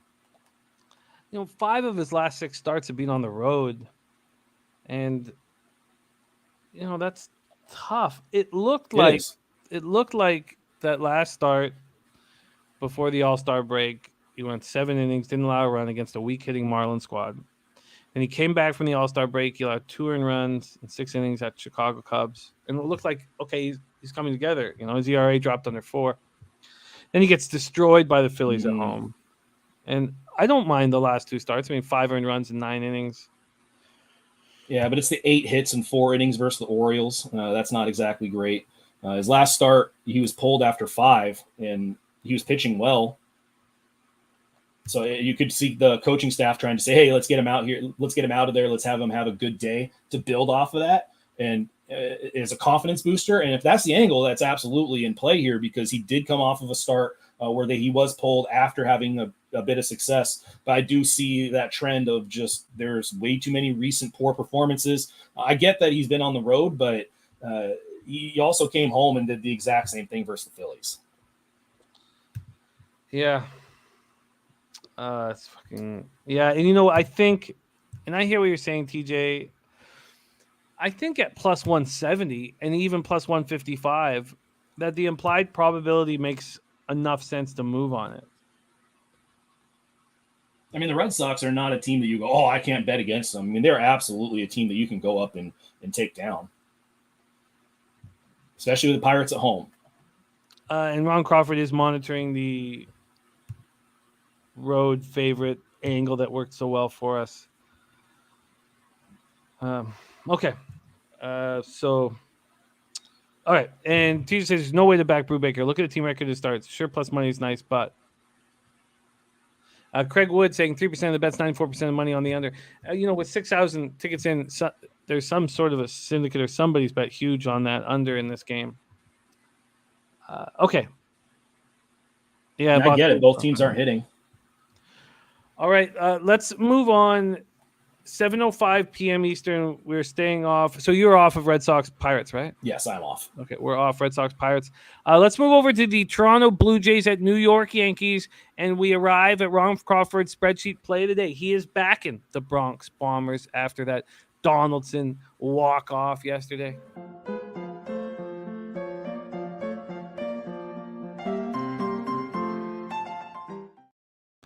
All right. Paul Taylor, the Sailors, tomorrow's show covering CFL games. Yes, all CFL games and all Friday NFL exhibition games or preseason games will be broken down. Yankees -1 at plus 100. So this is the spot I wanted to go. I'm going to set up the game, hand it over to Moose, but then I'm going to bring up Barrios' full game log. I want to just touch on the games where he's been absolutely destroyed and talk about what's happened after them. But I want to pull that up after. Robert Franklin, let's let him lead us into it. Says Barrios hideous on the road, and he sure is. I can't imagine anyone being worse than he's been on the road. 2-4, 7.50 ERA, 316 opponents batting average. If it wasn't for heavily paid pitcher on the Washington Nationals, and Patrick Corbin, these would be the worst numbers in the league. Brios 8-5, 5.61 ERA, 1.39 overall. Coming off an 8-0 loss at home to the Guardians, 8 earned runs in 4 innings. Frankie Montas has not looked good over in New York.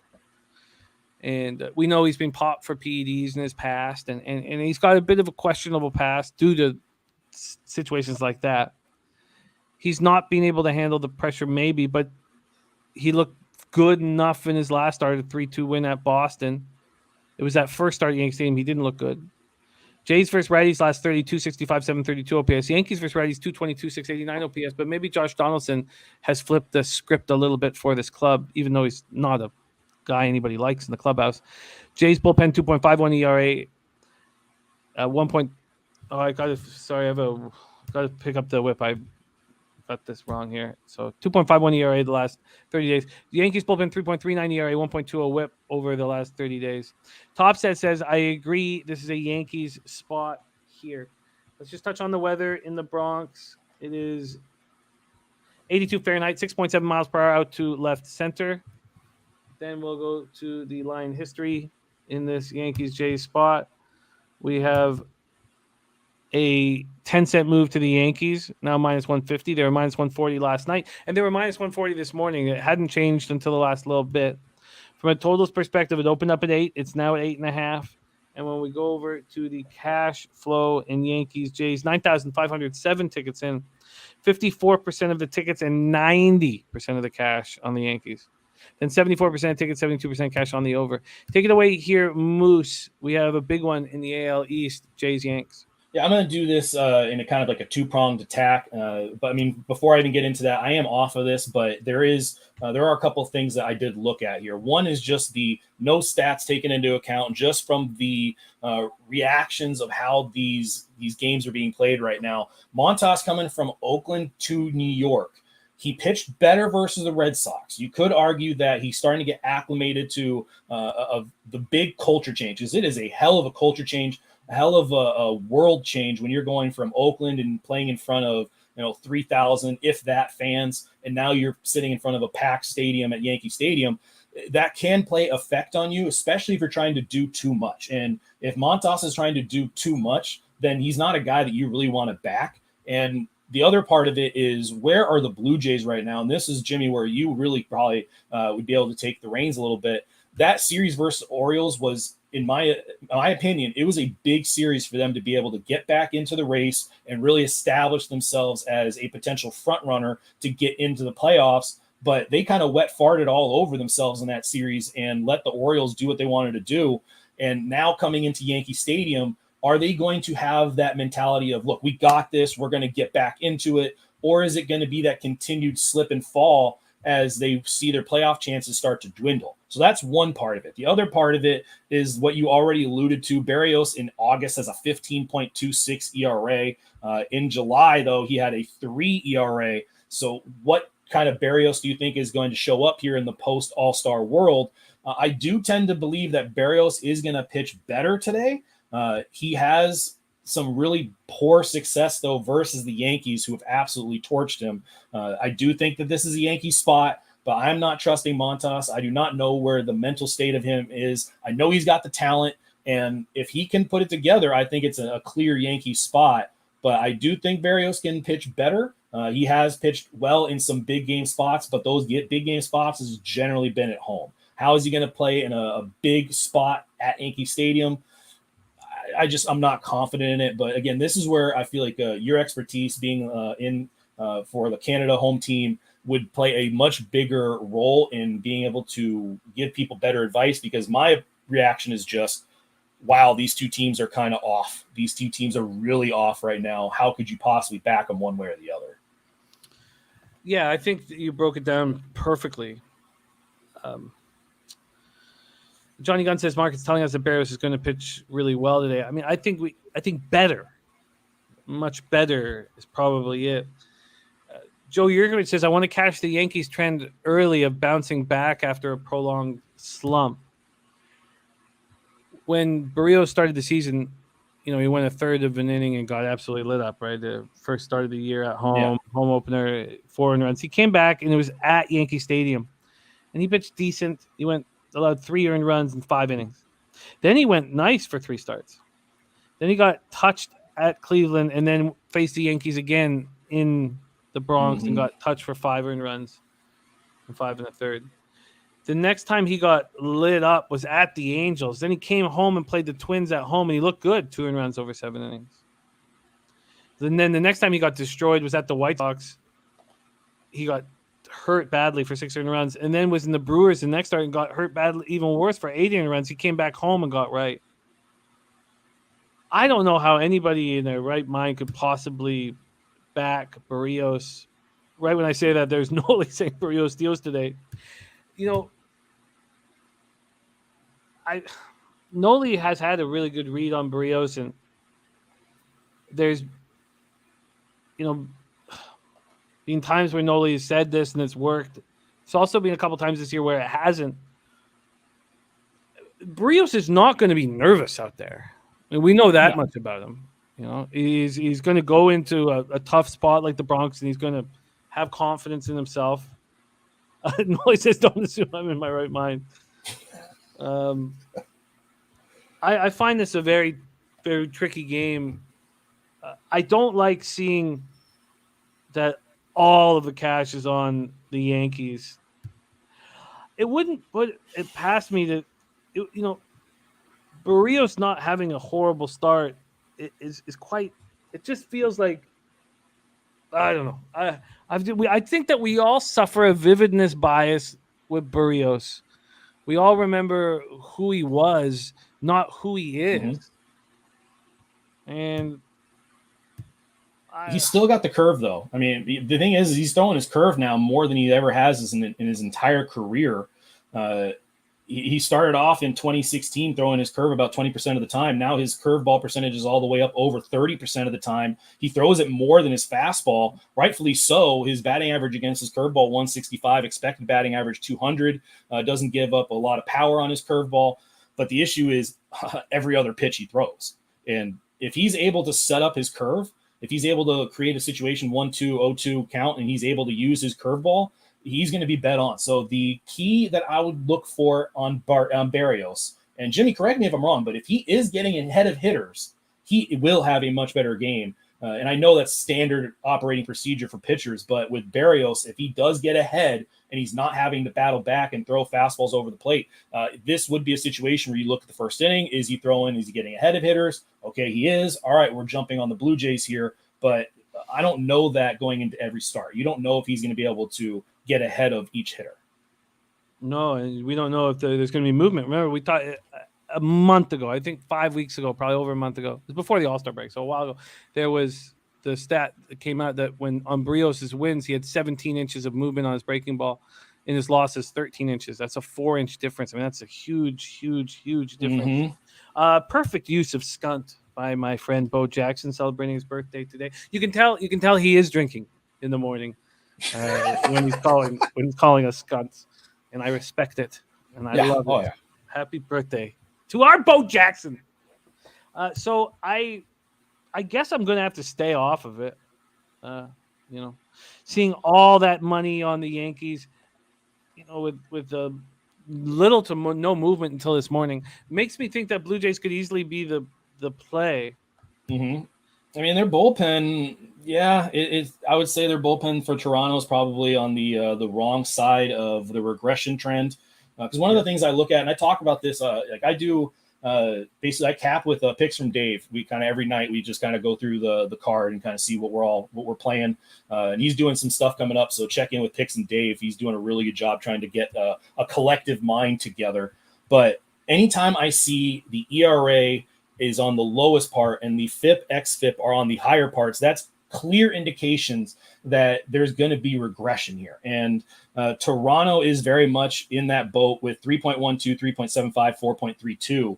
And the issue with that is, when is that regression going to happen? And if it happens in New York, but New York's just been so poor recently, and they have the exact same thing, 3.6, 4.3, 4.6. So both of these teams indicate regression. And I would say that it would possibly be a Blue Jays live spot if you see, just like what Jimmy's talking about, the extra break and what I'm talking about with getting ahead of hitters, if you see that early, just jump right on it. Yeah. Yeah. They become pretty fun team to live bet. And by the way, when I talk about their bullpen and what they've done over the last 30 days, none of us believe it.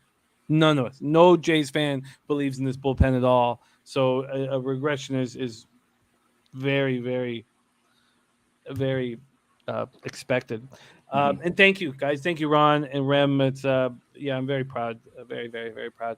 All right, so we're staying off of Jays Yankees here, and I did not get as good of a line as you guys on the Cardinals first 5 -1. I got -118. I got -160 on the -0.5 first 5, and I got +120 on the -1.5 first 5. I don't know if when I reported that to you guys, I don't know if I wrote. Yeah, I did. I write that. All right. Okay.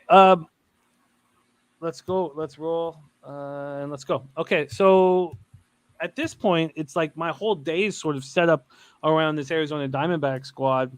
I haven't really spread my action out. That's okay. Let's move on. I've been watching Dabby Cab succeed very much with, really focusing on certain spots and betting them a little heavier. New York Mets at Atlanta Braves, the game we all want to talk about. Mets 76-42, 36-23 on the road at the Braves, 72-47, 39-23 at home. We're at Truist Park in Atlanta, Georgia. We have Jacob deGrom going up against Max Fried, who's coming back from his concussion. Jacob deGrom has now thrown 16 2/3 innings with 28 strikeouts and 1 walk. 1 home run allowed. His whip is 0.42. 10 Ks and no walks and a 1-0 win at home versus the Phillies.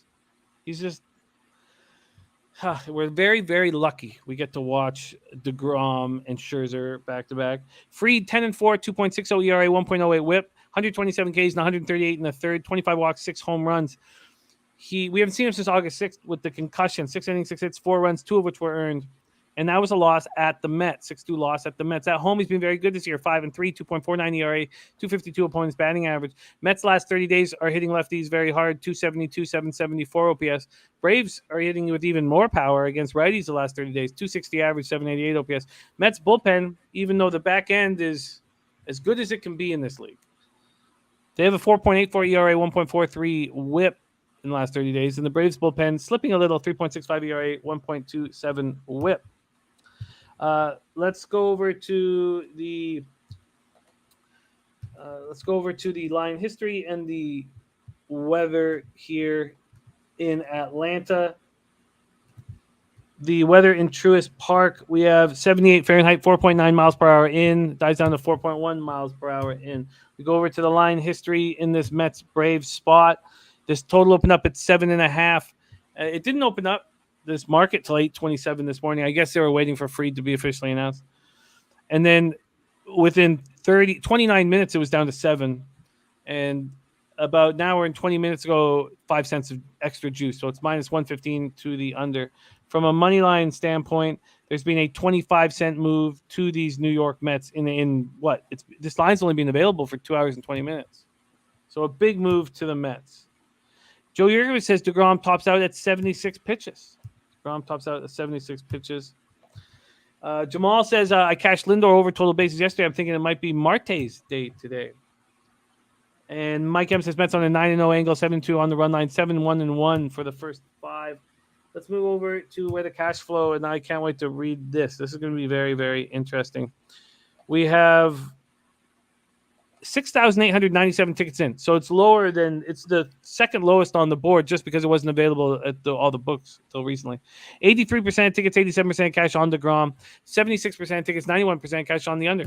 It seems like the Mets and the under is all correlated here. Moose, take it away. Mets Braves. Oh, man, deGrom.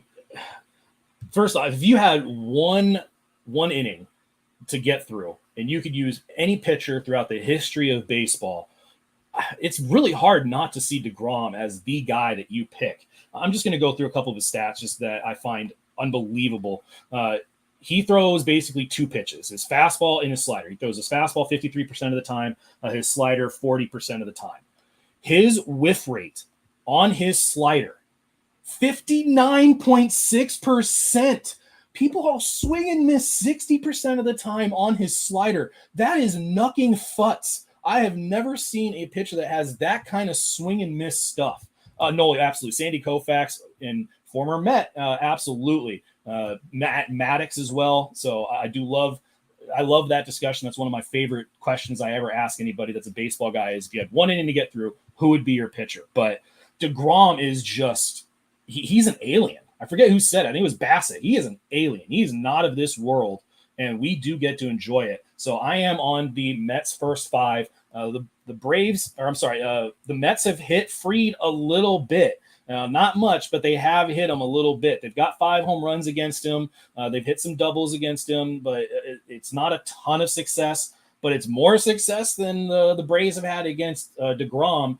The one thing I'm still looking at, and I'm very, very close to going full game as well, would be the issue with the Mets bullpen, because since this beginning of this month, they have a 5.4 ERA, 4.57 FIP, but their xFIP is 3.79. Diaz pitched last night. I'm not sure if the trumpet will be available. I expect him to be available again today, but I am very close to moving on the full game as well. But I've already locked in first 5 Mets, and I would love to see what you and the rest of the chat are looking at, because I might add that Mets full game. And the market is just moving so fast towards the Mets right now. It's just flying towards them. Every minute it's changing. Every minute. So do you want them at the money line, or are you going to take them -0.5? Because the money line is getting expensive. I think I took it -0.5. I think I took run line. I'm pretty sure I did. And I did take the -0.5 at +120. Okay. Well, I can't get you +120. I can get you +108. Yeah, I'm on it. I'm on the – wow, really? Holy shit. I just literally took that. God damn, you are not kidding. Yeah, that is racing. It's like Del Mar out here. What do you think of the situation here with Fried coming back from the concussion? Pistol Pete talks about liking these spots where it's not a body injury, not an arm injury as well, not a back injury. What do you think of Fried coming back? What are your expectations of him? Yeah, I think he's going to pitch really well. I don't expect the Mets to put up 5 runs on him. I definitely expect him to pitch well. I really like Fried. I was on his futures Ks, so I definitely like him, and I think he's going to pitch well. It's DeGrom. You could go and get Greg Maddux. You could go and get Doc Gooden. You can go get Oral Hershiser. You can go Goose Gossage. Okay. You can go and get Randy Johnson. All those guys, I would still take DeGrom going up against almost every one of them at this moment. A guy that throws 101 mile an hour with movement and pinpoint location. Yeah, this might be just an absolute infatuation with DeGrom, but I'm not going to sell Max Fried short. I still think he's absolutely outstanding. He's a great pitcher, but in terms of class, DeGrom is in a class of his own. I agree with that. What do you think about the issues that Fried has had? Oh, I skipped the Royals-Rays game, by the way. We'll have to go back to that. I don't even see a line yet. Well, I think it's going to be Hernandez, but I guess I just couldn't have given I just wanted to talk about it. I just didn't even pay any fucking attention to it. Sorry, I'm just looking at what I'm going to get. What are your thoughts on the fact that the Mets seem, it's uncanny, they just don't provide offense for DeGrom? You see that throughout baseball. It feels like offenses kind of push to get just that one run, because they know all you have to do with a guy like DeGrom or Pedro on the mound is you just got to scratch out 1 or 2 runs. But more often than not, you'll see that it can be irrelevant as the course of the season goes on. And if the offense is good, they will start scoring. And that's not one of those angles that I look at and go, oh, they don't score for this pitcher. Oh, they give a ton of run support for that pitcher. I really don't take that into account for the most part, because there's so many different factors that go into play for each one of those scenarios. It's much more about how is the offense performing in this moment. And, the Mets, they were absolutely on fire versus right-handed pitching since the beginning of the month. They still hit very well, 135 weighted runs created plus, 467 slug. So the Mets offense is hitting really well right now. Pete Alonso has had some success against Max Fried. So it's really more about how is everything going right now. I don't like doing too much of the the vividness bias or the recall on what a team had been doing for their support, because every single game is going to be slightly different. There's always going to be different factors. I just think that it's easier to back DeGrom, not worry about what kind of run support is going to happen, because you really don't need that much run support. Can anybody get to DeGrom? Acuna, 296 average. Yeah, shout out Acuna, but everybody else beyond that, there is not a lot of success. I mean, I looked at it just not too long ago. There's, they have hit for power against him. That is the one thing that they have done. Homers. Yeah. Huh. Well, this is going to be a lot of fun. TJ says, if I was the Mets, DeGrom and Scherzer would be sitting, lock up a wild card, just roll them into the playoffs. 5-game series, you have to see them 4 times. Yes, please. Jose's been heavy backing these Mets. He thinks it's Astros Mets World Series. He's been saying it all year.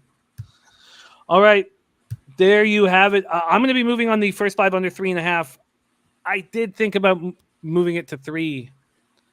I just don't think the risk reward makes sense. For me, it would be if I move that to 3, it would be plus 110. So I just don't think that's. Especially with like the home runs that DeGrom has given up, it wouldn't take a lot, but I still think that there's not going to be a ton of runs. I do like Fried. I would not be looking at any kind of over here. Team total, full game, first 5. I think it's all unders, but that seems pretty obvious with Fried and DeGrom pitching. A plus 114. I don't know why it would, TJ. It's 4.9 miles per hour in, and it's diagonally in, so it's gonna help the pitcher's movement. Oh, shout out Mark Schillenberg. Yeah, that Bob Gibson. That's like Bob Gibson, Satchel Paige. Those are like my 2 favorite pitchers of all time. It's actually, sorry, I just refreshed it. Yeah, 4.7 to 4.2. So, no, weather does not. I think the weather helps. All right, let's move on to the game I skipped. I apologize. 7:10 p.m. Eastern, Kansas City Royals 48-71. 19-37 on the road. Tampa Bay Rays 62-54, 35-22 at home. I don't. The precipitation chances, TJ, by the way, 9% at first pitch, down to 7. So I'm not concerned. I just refreshed it too. So I think Carlos Hernandez is going to pitch here. Is that not going to be the case? What does RotoWire think? I thought that this was a spot where Carlos Hernandez. I thought it was Keller. No, it's not going to be Keller for sure. Okay. We know that for sure. I mean, that was the idea. That's the reason why it's not being listed. It's because it's not Keller for whatever reason. So, Royals, Rays, Tropicana. Now, look, I should have bet DeGrom right when the line was available. If you can get in at minus 150, minus 120, or even at the plus 120 that you got, I can understand that. That's not the opportunity for me, and in my fear that the Mets don't. My fear of a 0-0 or a 1-1 leads me to feel like the best angle would be the under 3.5 for me. So that's what I'll be moving on. So you guys know how bullish I was on Carlos Hernandez last year, and we started making so much money off of him. And I said that he was going to be a future Cy Young Award winner. So look, I was very wrong, and he's been terrible this year in the show, but he has been good in AAA. And Carlos Hernandez wants a big contract, and he wants to drive a nice car, and he wants his jewelry to look good. And if he gets another opportunity here against the Rays team that in the last 30 days are hitting 228 with a 662 OPS versus righties, and Luis Patino has been bad, I expect Luis Patino to be better here. So if they announce that it's Carlos Hernandez in, I think Carlos Hernandez is going to finish off the year and try to make sure that he's got a job in Major League Baseball. There's a reason why this total is at 7.5. It's because I think Carlos Hernandez is going to show that he belongs in the show. I don't think we should count this as full line value because, so B-Lab, if you're watching, it is considered full line value, but that's with Keller on the hill. They haven't replaced that yet. So let's just say the only 2 spots with line value are Arizona and Pittsburgh. But and so let's not even bother. I mean, the numbers right now in this spot, have 21% of the tickets and 27% of the cash on the Royals, and then 34% of tickets, 77% cash on the under.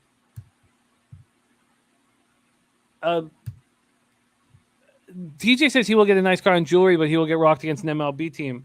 It's because both these teams can't hit. I think Carlos Hernandez can pitch in the major leagues and pitch at a high level. I still believe that. This year he's been unbelievably bad, as I said. He's got 22 Ks and 22 walks. And we'll have to see if anybody wants to back Patino. What's going on with Luis Patino? Do you have any idea of? I know he's only thrown 8 innings, but god damn, he's not looked good. Is he a pitcher that you trust? And have you put any study into Carlos Hernandez in today? Because I don't want to drop that on you if you didn't. Yes, I've got you. Yeah, I've looked at his stuff. I can actually. Do you want me to do the breakdown now, or do you want me to kind of respond to the question? No, just however you want to rock it. Talk to us, Royals, Rays. All right, Carlos Hernandez, I totally get what you're looking at here, because if you look at just the face value of what Carlos Hernandez is doing, you're just like, dude, are you fucking kidding me, Jimmy? Like, this guy is terrible. But you look at his beyond that, just his extended metrics, his expected batting average over 100 points lower than his batting average versus his fastball. Curveball expected batting average 242. Slider expected batting average almost 100 points lower than his batting average currently against. The expected slug numbers are way better than the current slug numbers. So I totally see what it is you're looking at, because when you said that, you just kind of immediate reaction is like, dude, I don't see what it is you are talking about. But you can also notice last few games, you could see a little bit more of a trend towards him proving exactly what you're talking about, being a pitcher that can perform at the big league level. I totally see that. And conversely, I think Patino, same boat. Patino is a very high prospect, and he was part of that deal for Tommy Pham. They sent over, I think it was the Tommy Pham deal. It may have been the Pagan deal, but regardless, Patino is a very high prospect within the Padres organization. He's got really good secondary stuff. His fastball can get up there to 96, 97 miles an hour, but he has had issues being consistent in the Rays organization, which is surprising because the Rays are essentially the Vanderbilt of MLB. I think that Patino is going to have a better start, but the one thing that I look at that is the major discrepancy is the issues with the bullpen, the Royals bullpen versus the Rays bullpen. The Rays bullpen has started to significantly improve. They were a fade for the last month or so, but since the beginning of August, 3.34 ERA, 3.26 FIP, and a 3.10 xFIP. And not too long ago, I told you, when you see that line, that delineating line for a team's bullpen, that is a bet on team. And I think the Rays full game would be the best look. But I also think this is a first 5 Royals spot. So this could be a live bet for the Rays. But a first 5 Royals would not be a bad look, something I'm not going to bet. But your little insight into Carlos Hernandez definitely piqued my interest a little bit. I'm not going to bet it. I'm going to look for a live line on the Rays because that money line right now, minus 210 without the pitchers listed, is just, it's not right. So I do like Royals early, Rays full game. I like that. I wish he was going up again. I mean, I know the Dodgers just touched him once, but I wish I was getting a spot where I could, like a no-run first inning at a plus line, something like that. I would like. Those bets aren't available at this point. There's my guy, Officer of 50, Ayash Yala. Saturated says off topic. Moose is the most polite guest you have on here. Says props to Moose. Thank you. Miss MDR24 says, any update on the pub sports poker game? We're figuring it all out right now. Slaughter's all over it. He loves it. He wants to do it for that. As soon as NFL starts, first week of NFL for a monthly game. I kind of want to push it back a little bit for the end of the month, just so we can get all our football off and rolling without, putting energy into the poker game. But it's happening. So it'll happen in September. We'll have our first game. We'll do it monthly. So it's happening. And I can't wait. We're all excited about it. We got to figure out prizes and all that stuff because we want it to be free. So we'll figure all that stuff out. First 5 under 4, I'm going to move on. I just want the pitchers to be announced right now. I don't want to bet it with just a number there, just in case. It's going to be on Bet Online, Paco. It's going to be on Bet Online. Our poker tournament's going to be on Bet Online. That's who we're using, and we're excited about it. For what it's worth, your first 5 without any pitchers listed, Royals run line plus 110, the money line first 5 plus 155 on Bovada. Yeah, I just need to know. Not that. Look, I guess you would think if it's another pitcher, it might be better off. But I'm going to see if I can stay ahead of what I expect Carlos Hernandez to do here. I also, you guys know the angle that I fucking love, and it's when a pitcher who I believe has talent gets destroyed, goes down to the minors, then gets a chance to play in the show again, and has to prove that he belongs in the show and his career is on the line. It's going to be a tournament. But you know what? If down the line, if we wanted to play a cash game, you know, that I don't see why we wouldn't. If we wanted to do like a 1-2 or a 1-3, you know, I don't see why we couldn't put that together. But it's going to be a tournament at first. Here. All right, so we'll move on here. We have one game left on the board. Then we will review all action. It goes off at 9:40 p.m. Eastern. Washington Nationals 39-80. 20-36 on the road at San Diego Padres, 66-54, 33-24 at home. We're at Petco Park in San Diego, California. TJ says, I heard there is an NFL Pick'em contest. How do I get involved? We're just cleaning everything up on the site here. So let me just go over to the site at Pub Sports Radio and see if it's all set up. We're going to have a contest page here in a second. We have both a Cappers contest and a Survivor pool. And we're going to have a link where you can click on it and just go right to it. That's not up yet. That is the Survivor pool, $100. You know, last person standing. You can only use the team once. You know, same deal as all the Survivor pools. And then if you could also pop up the. Bono looks mad. Does it look angry? He looks pissed off.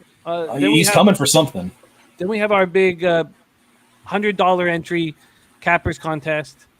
And we're really, really excited about that. And then Jose and I will host our own show. So if you go to pubsourceradio.com, you can sign up for the Cappers contest. But we'll have everything set up so you can easily sign up for both. They're both $100 a pop, and we're really excited about it. Let's talk about this Anibal Sanchez Darvish spot right now. First, we'll talk about the weather in San Diego. 75 Fahrenheit, 8.5 miles per hour left to right. Still warm, nice and warm there. Then we're going to go over to the line history here for the Padres game. Get over here. And here we go. We have it opening up at minus 400. And within 33 seconds, it was minus 360. So we talk about Jose's success fading minus 300s. As soon as it was listed at minus 400, people attacked it. A 40-cent move within 33 minutes. Since then, it's gone 10 cents back to the Padres, but 30-cent move overall towards the Nats since the opener. And then from a total look, it opened up at 7.5, and it's now 8. It's amazing that it would open up at minus 400 when these two pitchers just met each other. Yeah. These teams just met each other, and Anibal Sanchez pitched well enough to bring home the victory for the Nats. Darvish has been so much better at home than he's been on the road. At home, 2.17 ERA, 172 opponent's batting average. Nats versus righties last 30 days, 250, 684 OPS. Look out, Padres versus righties. And you can imagine what this would look like with Tatis in the lineup. So I guess the rest of baseball's lucky. 264, 800 OPS last 30 days, Padres versus righties.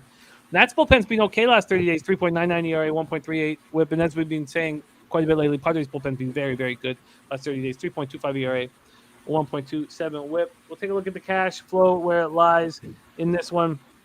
We have 16,997 tickets in, 84% of the tickets, 87% of cash on the Padres. 16% of the tickets, 47% cash on the under, and it's gone from 7.5 to 8. Take it away. Hear us, Moose, your Friars in action. Yeah, I agree. I mean, Mike M said it. This line is whack. These two guys just literally faced each other, and the Nationals won. It was some BS. It was a really bad BS call. It was that home plate thing, which they need. I mean, sidebar a little bit. They need to change that rule. That rule has got to change. I know that they're enforcing it to the letter of the law, but it is such a terrible rule. And screw Buster Posey for making this rule happen. Like, just because owners wanted to protect Buster Posey, this rule got put into place. But anyway, sidebar ran aside. It is really surprising to see that this is a minus 370, but I kind of get it. One of the things I really, really wanted to look at, I want to see what the chat says on this, is I was thinking first 5 under 4.5. Both of these teams are traveling from the furthest East Coast position you could be all the way back to San Diego. So it's literally one of the longest trips you can make, and they are both making it. I expect them to probably show up a little bit later to the ballpark, which throws off a little bit of the routines and the rhythms. And I could easily see that first 5 under 4.5, given that the full game is 8. I think that's kind of an indicator that this could be somewhat low scoring early. But the big issue, last game, it wasn't until the 5th inning that Anibal Sanchez had a 1-2-3 inning. Every single inning before that, he had multiple base runners on base, and he skated away a few times without allowing many runners or allowed a lot of runs to score. So this is one of those games. I was talking with Picture Dave last night about this. I know he's on the first 5 under 4.5. I really wanted to see what the chat said about that potential spot, because I think it is intriguing to see two teams traveling far East Coast back to the West Coast, going against the time switch, so that now things are feeling a little earlier, too early. And I was really looking at that. So first 5 under 4.5 is something I'm very intrigued by. I like it. I also think that it could become a 5. Market is moving in that direction. Yeah, if it's a 5, I'll probably jump on that. If it's a 5, I'm very interested. I think if it's a 5, I move on it too. I say that because the total opened up as a pick 'em at 7.5.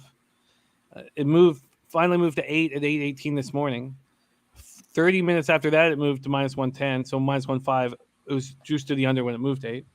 And then 3 hours after that, another 5 cents. I mean, this over 8 is going to definitely be at -125 and could become an 8.5. And the bullpens are pitching well. Maybe the 4.5 is just like because right now that's 4.5's at +100. Let's see under 4.5. So let's just quickly see what it is at Pinnacle. I like the look. I think this look makes a ton of sense. I think we just got to be patient and wait. Every time I do that, by the way, almost every time, I shouldn't say every time, but almost every time it works that way. You know, you wait, you be patient, you get rewarded for it. They have the under 8 at +100, and they have the first 5 under 4.5 at +106. Yeah, I don't really like I know that you guys have kind of been in the Padres bullpen. I really don't like our bullpen all that much right now. It is way too inconsistent, and it does fit the metrics of what I was talking about. 2.41 ERA, 2.74 FIP, and then a 3.75 xFIP. A lot of that is tied to the fact that we are just not striking out a ton of people. 8.36 strikeouts per 9 innings. As a bullpen, that is not good. You do not want to have that. 249 average against. So the Padres bullpen has not been exact what it has been described to be. I would want to be on the first 5 under more than anything, because I think that full game under 8 is way trickier. If they're going to go with Anibal Sanchez is going to have a horrible game and the Padres are just going to light him up, I would rather be on the under, especially if you're putting it at a 5, which means a 6 has to hit for it not to cash. Yeah, I would too. I'll keep an eye on it. So are you going to wait and see what the line does? Yeah. Okay. Yeah. Right now I got 4.5 at -120, and I do not like that. I would much rather get the 5 if it starts to go more in my direction. I'm sorry, the under 4.5 at +100. I'd rather see that go to the 5. That's what's happening. You know, you can make that. I mean, we'll wait, but the 5's available right now at -122. Is it? Yeah, that's a penny. Yeah, because I see Bovada has it -135 still. But do you think that's kind of where it might end up? Is that 5 at -120 or so? I do think that's where it will. It just seems like there's a ton of steam on the over right now. It's just moving in that direction, and I don't see why it wouldn't continue to. If I wanted to build what would it cost me right now? If I wanted to build it right now, let me just punch it in quickly. So mine would cost, mine would be -138 right now.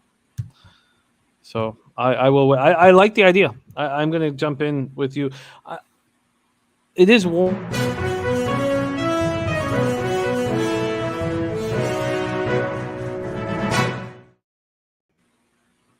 A lot of news on the ice today. Sean Monahan traded to traded to the Los Canadiens to clear the cap space for the 7 years, $49 million deal for Nazem Kadri. Wow. I wonder what what Montreal or what Calgary had to add to that. Because Montreal taking that Monahan off their hands. It's so wild. Monahan was, like, to me, the perfect center for Goodrow. He was going to be such a monster. I believe he was the 6th overall pick back there. And I was like, this kid's going to be so good. And he was so good for so long, and now he's just trash. It's amazing what happens to the quick twitch muscle for some of these bigger guys who maybe aren't quite as quick at around 26 or 27 years old. It falls off. That's fascinating. Monahan off to the Habs. Wow. Okay. TJ, it's all good, buddy. It's all good, man. Get that sauce in you. I like we had some cappers drinking this morning. Also, Bo Jackson calling us skunts. I love it. I love it. Moose, it's great to have you back in action with us. Let's review all MLB action. So here we go. The taint play of the day: Texas Rangers -1.5. Texas Rangers -1.5. We have LJ from H-Town. He's on Cards, Rockies, first 5 over 4. He's on Astros, White Sox, first 5 under 4.5. Diamondbacks, first 5, money line, and Orioles -1.5. Dabra Cadabra. Dabby Cab is on Dodgers, team total over 3.5. Mets, first 5. Mets, full game. Look at that, what he got. He got -115 on the first 5, -120 on the full game. That's why you attack it early. And he's on the San Diego team total over 4.5, -125. Then we have Moose getting his card started with a team total over 4.5 on the Cards. Jose's on the Cards, first 5 -1, and Wainwright to get the win. And I'm on the first 5 -1. I have some interest in this A's Rangers game on the first 5 under 4.5, but I'm going to look at it more before I move on it. The Moose call play of the day, which we are going to get a graphic for. That's an easy graphic. That's not better. That's not. That's terrible though. Yeah, it's better, but terrible still. First 5 under 4.5. God, I just wish I could just erase the last 30 seconds. I do have some interest in the first 5 under 4.5. Moose is on the first 5. Astros at -130. The full game Astros -127, and the under 8.5 -120. Pimp slap play today is also the Astros money line. He's 15-6, running nice. Jose and I have stayed off that. Dodgers Brewers, we stayed off. God, I want to see if let's see if there's been any market change in that game, because I would like to move on the Brewers. I don't want to do it full game though. All right. Jose's on the Orioles -1.5 +131. Moose is on the Orioles first 5 -0.5 -106. Full game -1 -111. Full game under 9 at -117. Jose, first 5 Diamondbacks at +110. I'm going to move on the first 5 and full game Diamondbacks and first 5 under 3.5 at a slightly lower unit size than regular. Then Red Sox Pirates, we stayed off. Ron Crawford spreadsheet play today is on the Yankees. I'm interested in the first 5 under 4. Once they announce Carlos Hernandez, first 5 under 3.5. Mets Braves, I'm going to bet as soon as the show's over. Moose is on the Mets first 5 -0.5 at +110. He got it at +120 though. That market's moving so fast. And Nats Padres, we are off. There you have it. There is our impression. Billy Friedrich thought that was a Ned Beatty impersonation. I imagine Jose doesn't know who Ned Beatty is, all right? Nope. I get it. 2-0 Cards. Let's go. There we go. All right. That makes me feel a little better after the fucking news of Kadri facing the Canucks. Yuck. All right. Moose, great to have you back in action. TJ says, don't forget Arizona first 5 +0.5 is the best play today. Let's get that money rolling in immediately. Jose, the only big note for you guys to remember, for me, in my own selfishness, is horses tomorrow, 5:45 p.m. I want to. We're going to run the parade of thumbnails. Yes, that's the big day tomorrow. Ellis Park, Emerald Penn National, Del Mar. I said Ella's Park for a second. I was like, wow. I can't wait. And then what are we doing today? We're just, her big birthday party's on Sunday. But we have a lot of fun things planned here, just family stuff here for tonight. And then I'd like to say for the record, I was the first one to wish happy birthday to Ella yesterday. Not a big deal. You were. She was very happy. Birthday. She's very pleased. She's pleased to be 5 years old. Oh, that's a good age. Yeah, she's happy. She's happy. AJ says friends and family parlay. Or are we done with that too? AJ, I'm gonna be honest. There's been a lot of spots on this card where I've been like minus 135. That's looks mighty good for the Say Hey parlay. So the Say Hey parlay might be back for one more ride today. One more ride around the sun. But after today, it'll probably be over. But no, let's friends and family. Friends and family always. We did not. We skipped friends and family yesterday. Well, yeah, because we lost, and I added the Pirates. So you guys, I'm sure there was lack of love in the friends and family there. But I'll tell you, what's an easy friends and family? It's a shame that the Cardinals are not in this anymore. Yeah, it's too bad. Yeah. Jacob deGrom, you take him first 5. You probably feel real nice about yourself. I also wouldn't hate the Astros, and I also wouldn't hate the Orioles. Well, what are you making? What are you using for your friends and family? I'm going to allow someone to take the Astros. I hope someone takes the Astros because I would like the Mets and the Astros in this parlay, but I'll take the Mets. Am I going to take them first 5 or full game is the real question. I'll take them first 5. I'll take Mets first 5 money line. Mets first 5. Moose, what's your friends and family? Oh, it's your Moose. Well, I'll let you do it. You know what? I'll have the Moose call on its own because it's such a good pick. It's such a good play. I'll go with Orioles money line. Orioles money line, and I will go with the Braves Mets first 5 under 3.5. Okay, well, since you're doing that, I'm gonna change my pick. Then I don't want it to be too same. Some people can't do same game parlays out there, so I'll make mine Astros money line then.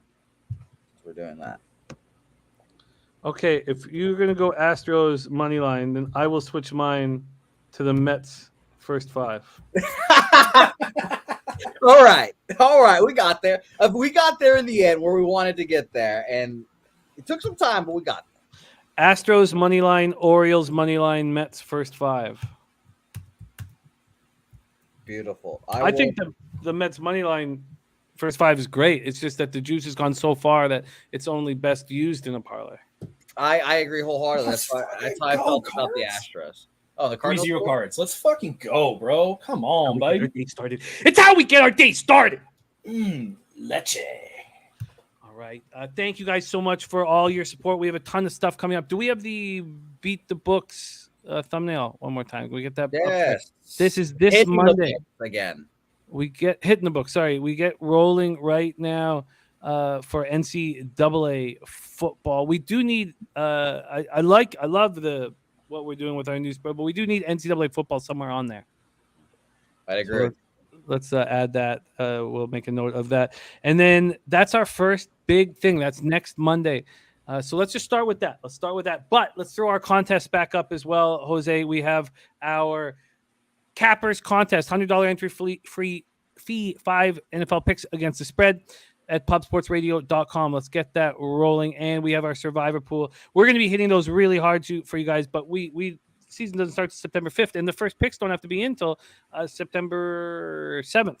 So we're good. Saturday, I believe 9 p.m. is the cutoff date or cutoff time for that. So by the way, Jim, just a note to there are some ways that it's just aligned. It's fate that we're supposed to meet and work with each other, Jimmy.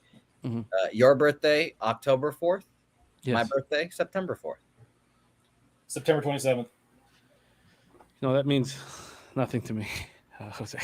Are we just shouting out birthdays? Like, yeah, on here? Of course. My dad's October 1st. Like, we were talking dates. It's a big time. October 4th, September 4th, September 3rd. All these dates. It's gonna be great. Yeah, everybody shout out when you have your birthday. TJ, these lines are locked in on Wednesday. They're locked in. They do not move. TJ. Lines are locked in. Don't you worry about it, TJ. All right. I love you guys. Thank you so much for all of your support. Jay Peasy, picks from Dave, Paco Healy, Real Deal Prime, Officer 50, Ayashala, TJ, Bo Jackson. Happy birthday, man. I loved your use of skunt. I think that you're showing the world that is a great word to use. I use it in public all the time. Use it. I think I'm going to try to include it today and say, hey, place. Yeah. Why not? Why not? You're a good skunt yourself. J-Dub, Real Deal Prime, Saturated. Earl Sports Bet says, oh, not a good start. The first 504. Yeah. Sensatella on the road, hard to trust. But Earl, I watch you. You've been running hot, man. You'll get that shit back fast. Vipe, Paco, Healy. I love all the San Diego Cappers we got rolling with that. Nasty Nate says, young Jose, take the Red Sox. Johnny Gilpatrick, we need Gilly. We need Johnny on the horse racing stream tomorrow. I hope he's going to be there. Thank you, all of you guys. Bet with Jays on the Mets, Atlanta under 3.5. He likes that as well. TJ says, don't forget Arizona first 5+1/2 is the best play today. That could easily be used. Here. Bo Jackson did take the Pirates on the money line. By the way, someone hit me up with a TVG so I can call these games on actual time and not 60 seconds delayed. Cannot wait for tomorrow's horse race. Well, Friday, I guess. Today's Thursday. Is today Thursday? I don't know what day it is anymore. Today is Thursday, and your horse calls have really come into their own. They really have. Well, yeah. I mean, I call multiple things now. I've got multiple events under my belt: strip club, boxing, horse racing, gambling. Who knows? I've got a diverse portfolio, as they say. Dabby Cab says, see you guys at 4:20. Yes, we're packed with shows today. At 3:10, Prize Picks, The Walking Dead starring Sharpie. At 4:20, The Daily Sesh. And at 5:30 p.m., Say Hey Plays. Moose, my man, excellent job. Follow our guy Moose on Twitter. Moose Money Bets. I'm going to pop it in the chat. Moose, my man, can you please give us some final words? We lost Moose. Right? Moose fucked off on us. Moose just fucked off on us. You know that one. Yeah. Moose said, me do the outro. Fuck you. A pack of skunts. I'm out of here. Oh, man. Shut up, Moose. Yeah, that was nice. That was well timed. All right. Let's dig fucking deep and get that money. We're already on our way with the Cards first 5 -1. Jose, excellent job as always. Don't forget our NFL preseason action, too. I can't wait for that. Oh, yeah. I'm going to ride with you on that, too. Captain Capper, Jimmy's vigor and excitement about that. I'm riding with you. No problem. I really feel like, and I said that, I was like, look at all these games going under. Look at all these games going over. At what point are we going to get enormous value going underneath it with these two fucking bum football teams? Well, be careful how you speak about Jets legend Geno Smith. Just watch out. And by the way, welcome back. Oh, there he did come. Peter's like, hey, we're gonna update right now. We're updating. I had no say in the matter. They didn't give me the option. It was just like, no, I thought that was a good bit. I thought that was a good bit. I did. I liked it as well. Yeah. Please end the show. No, absolutely not. And then leaves. Moose, any last words? And then can you please give us a leche so we can get that cash in the future? Oh, absolutely.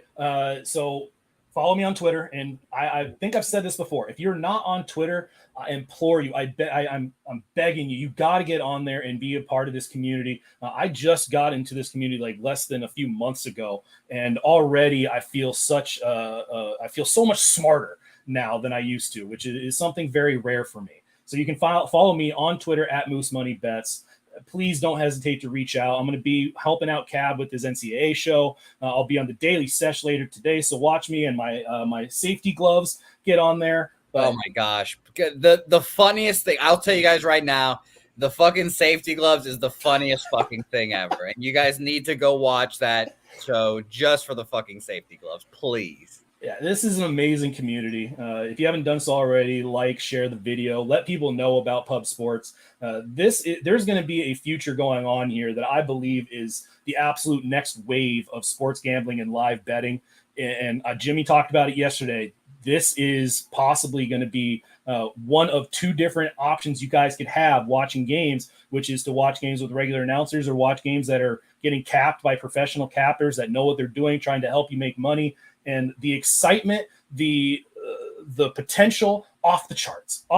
So with all that being said, Jimmy, with your permission, I would love to leche right now. Oh, yeah. Let's see. Moose leche. Oh, leche!